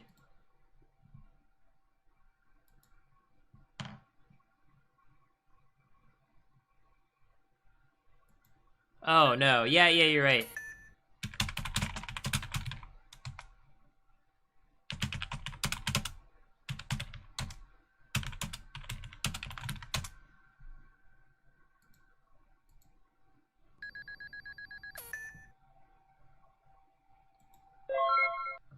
I don't know, I mean, putting our opponent at 200 has to be pretty good. Because even if he can out our board, like, he can basically just never put anything in attack mode. Oh, okay. Still had all these. I mean, I don't... Even if we didn't have United, I feel like we still would have won, right? Like, does dealing the extra 32 really matter that much? Like, probably not. So, yeah, I mean, my impression playing the deck... It's just weird, because, like, the game that we won... I mean, we played 3 games. We punted game 1, so it was really like a 3-0, right? I mean... We punted game 1, but it was really like a 3-0. But all of the games that we won, it didn't feel to me like it was because of Relinquished. It felt like it was because of, like, Sorcerer and, like, Metamorphosis. I don't know. Maybe I just got some weird draws.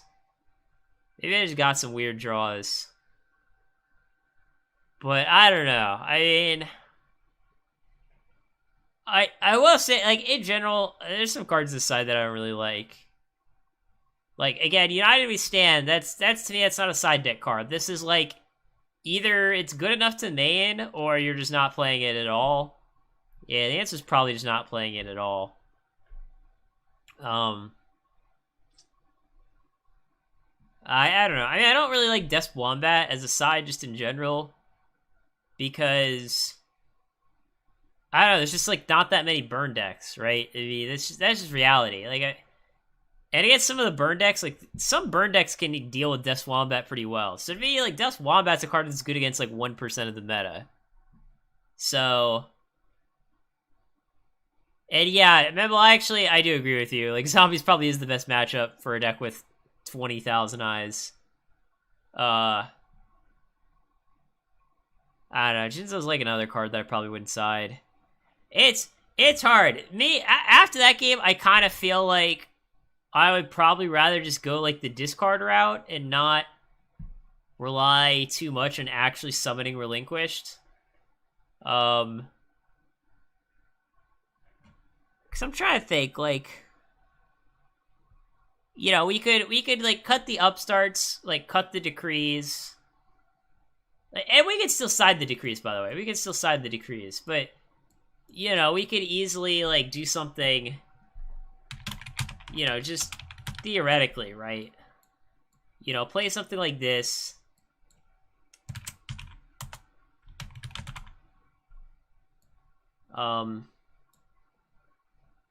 You know, and I'm not sure if this kind of list, like, is just better. And I don't know, maybe we, like, main one cross out, because we're weird.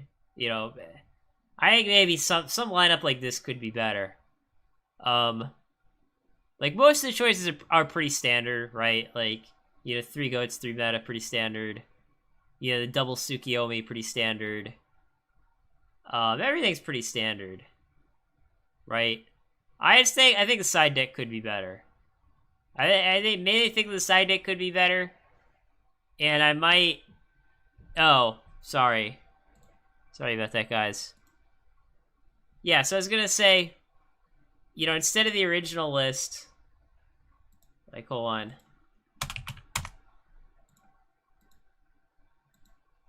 So this is... Oh, whoops, I accidentally saved it. God damn it. So what? So the original list was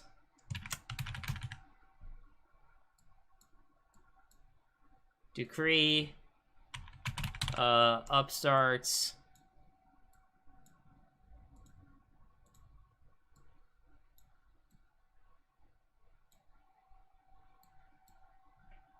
and then the third, like, Black Illusion.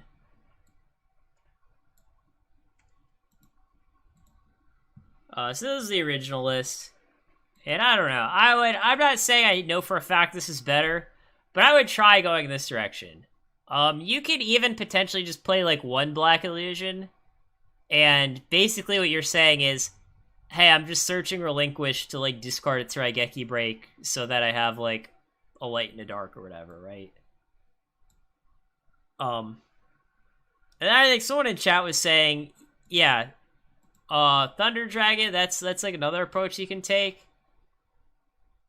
I don't know. I feel like with Thunder Dragon, like, it's just weird because sometimes with decks, like, if you end up playing all the cards you want to play, you end up with like a 50-card deck. And that kind of feels like the case if we like start adding Thunder Dragon. I mean, I remember, I don't know. There's one guy who used to play this deck, and I think he did something like this. Like, I think he played like 2 Relinquished, 1 Black Illusion Ritual, and maybe he did play Thunder Dragon. I don't know. So, for me, it's like, I'm not necessarily saying I know what the solutions are to how to make this deck better, but I do think I know what the problems are. One, I think our deck is going to have a hard time. I think our deck's going to have a hard time versus Spirit Monsters. Because our deck is just not, like, well equipped to beat monsters that return to the hands. Sinister's here. So I think that's one problem. I personally don't like the Upstarts, but obviously that's, like, pretty minor.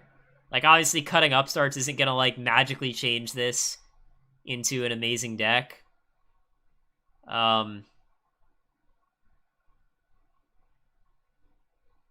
But yeah, I don't know. I just felt like the Black Illusion Relinquished was, like, kind of the weaker part of the deck. But we also didn't get to do a whole lot. Like, I didn't get to do any, like, Tsukiyomi Manju combos, which, like, if you get to do, is, like, pretty strong. So, yeah, I don't know. I mean, and I think Decree is a good card, and I definitely still think you could side it. But, like, I don't think this is a deck where you want to main Decree, because I don't think this deck's aggressive enough to really get a lot of advantage out of Decree. I feel like what we want to do is we just kind of want to, like, protect our board, right?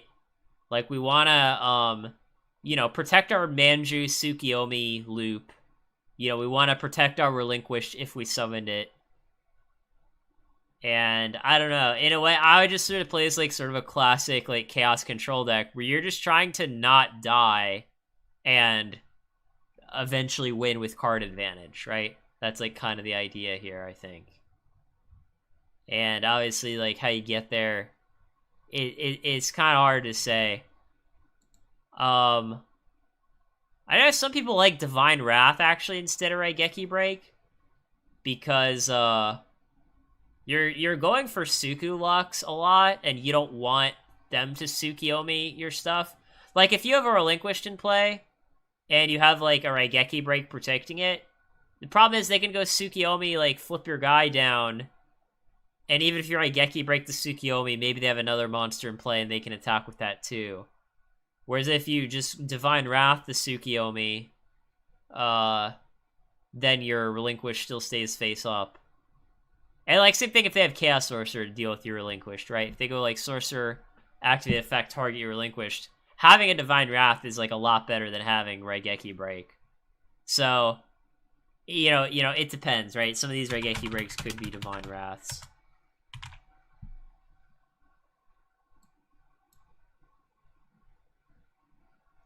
Yeah, I mean, I agree, Travis. I definitely think Decree is a very good card right now, but I don't think it's, like, the right choice for this particular deck. Like, good card, but not the right deck for it. And yeah, I mean, maybe we could just sort of lean more into, like, Thunder Dragon. Maybe we could try something like this. Like, maybe, like, 2 Senjus. Like, 3 Thunder Dragon. This is just ideas, you know? Some ideas. Like, play something like this. And, I don't know. Yeah, that's probably right. I don't know. We probably don't run MST in this deck either. So I don't know, like, maybe something like this. Maybe you could try something like... This is probably, like, close to the standard builds. You know, how most people would play this deck. I'm not necessarily saying it's the best way to play it. But yeah, I just feel like we sort of need to, like, be more of a control deck. Oh, we probably want card destruction, too, if we're going this route. We definitely want card destruction. I don't know, maybe we can just be a filthy casual and play like 41 card deck. Or just play like a bunch of Divine Wraths. I don't know, probably something like this. Something like this, probably. I think his deck could still have some issues. Like, this deck still would kind of have a hard time dealing with his Zera Priest. The other thing that kind of sucks for this deck, this came up in game 1 versus the zombie deck, is like we played a Manju and our opponent crashed a Giant Rat into it. And Giant Rat, Mystic Tomato, and to an extent Shining Angel are all fairly popular. But there's nothing we can really do about that, right? It's not like you can make Manju have like 1300 attack instead of 1400. I don't know. It's like I said, there's some specific things I don't like about this deck, and I don't think Decree is the right choice for this deck. And yeah, I don't know. That's it. There's even no requirement to play meta and goats in this deck technically, right? Especially if we're going like the Thunder Dragon route. You know, there's like a lot of ways to play this. So I don't know if my advice is helpful. This isn't a deck that I have a ton of experience with. And like I said, I also take out the Des Wombats and probably Jinzo. And I don't know. Then I think like we'd probably just side Decree.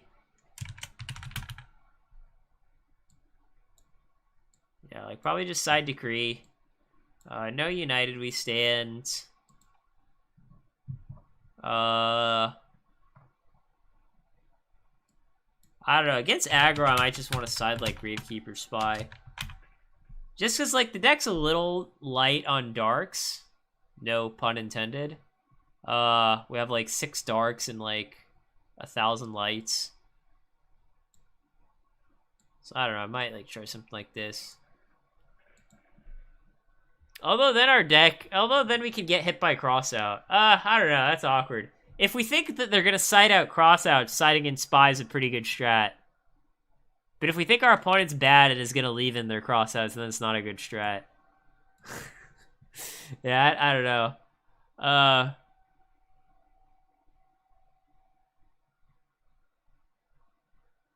There's different ways that you could approach the side, I guess. Oh yeah, MST should be in the side if we're not maining it, obviously.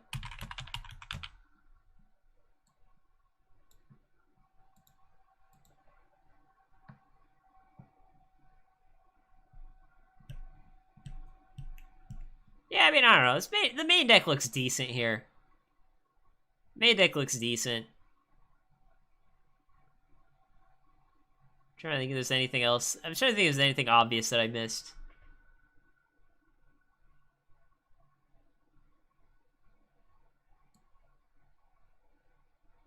I don't know. For side... I mean, we could even side some number of creature swaps here. It depends. I feel like with this list, aggro is going to be kind of a hard matchup, though.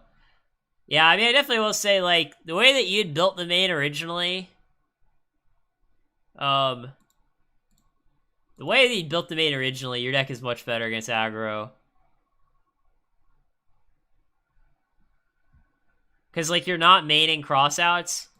And Divine Wrath is also, like, a really bad card against aggro. That's, like, the one downside to playing Divine Wrath. Literally the one downside to playing Divine Wrath is that it is absolutely terrible against aggro. So I don't know. Maybe don't play Divine Wrath. Depends on how much. I'm not saying that these Divine Wraths have to be Divine Wraths. They could be Raigeki Breaks. They could be Wing Blasts. It's kind of preference. It's kind of preference. Yeah, Bottomless could be decent side though. Although here I have it where you're siding in Decrees against aggro. Actually, Vortex seems like a good side because you definitely have good discard targets, and you're bringing in Decrees. So Vortex seems like a good side.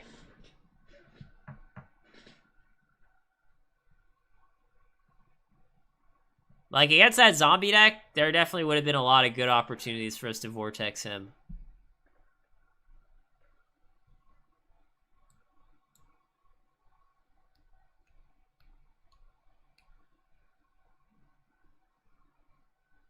So yeah, I would try something like this probably. Yeah, that's mainly it. Yeah, you could maybe side Mind Control. If you sided Mind Control, it's probably only one.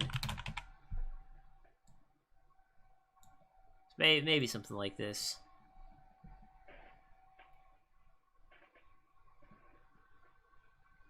It's like I said, some of the stuff is very, like, meta-dependent. That doesn't work, Nick. Because Mind Control says the monster can't be tributed. And I'm pretty sure, yeah. Yeah, and Black Illusion Ritual does tribute. For alt-win decks, I mean, it depends. Like, no one really plays, like, alt-win decks that much anymore. Like, obviously, the Roars are sided for Reasoning Gate. I mean, this deck should have a pretty good Reasoning Gate matchup. Because, like, Goats is really good against Reasoning Gate. Divine Wrath is also randomly pretty good against Reasoning Gate. Like, if they, like, Reasoning into Crane and you just Divine Wrath it, that's pretty solid. I mean, Wing Blast is also very good against Reasoning Gate, but so is Divine Wrath. Of, like, Raigeki Break, Divine Wrath, and Wing Blast, Raigeki Break is the one that's the worst against Reasoning Gate.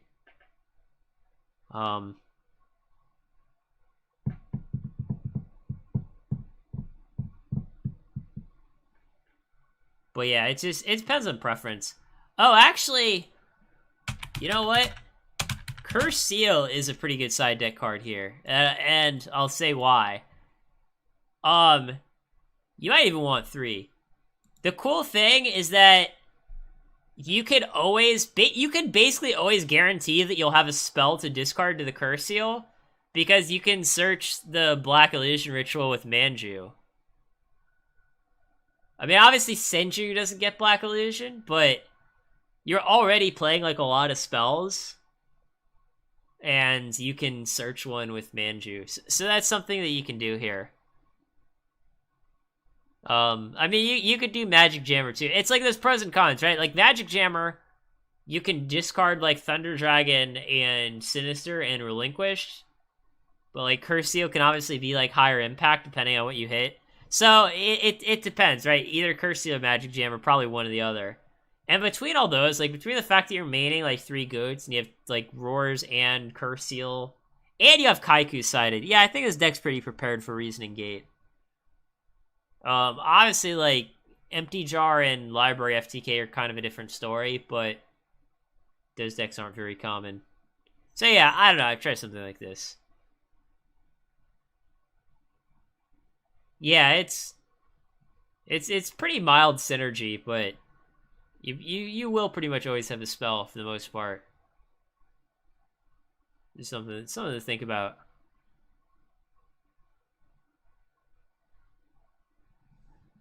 And just for anyone who's considering playing this deck, for the record, if you, like, summon Manju and you're not sure whether to search Ritual or Relinquished, I think usually you're probably gonna search Ritual, because you don't want your Senju to be dead if you, like, top deck it later. I think that's the idea. So yeah, this deck's probably not perfect. This deck's probably not perfect, but something along these lines would be, I think, how I'd go about this. So yeah, it's been a pretty long stream. So I'm gonna call it a night. Thanks for the people who subbed me on Twitch today. So yeah. As usual for the people who subbed, I'm always happy to, fix your deck and play it on stream. But yeah. Until next week. I'll probably be off next week, actually. Next Friday I kind of have like plans with family, so I'm not going to be streaming. But there will be should be another AC podcast on Tuesday, and I will be demoing some of the new features for my goat sim. I don't have a ton of new features this week, but I do have a few. So yeah, take care.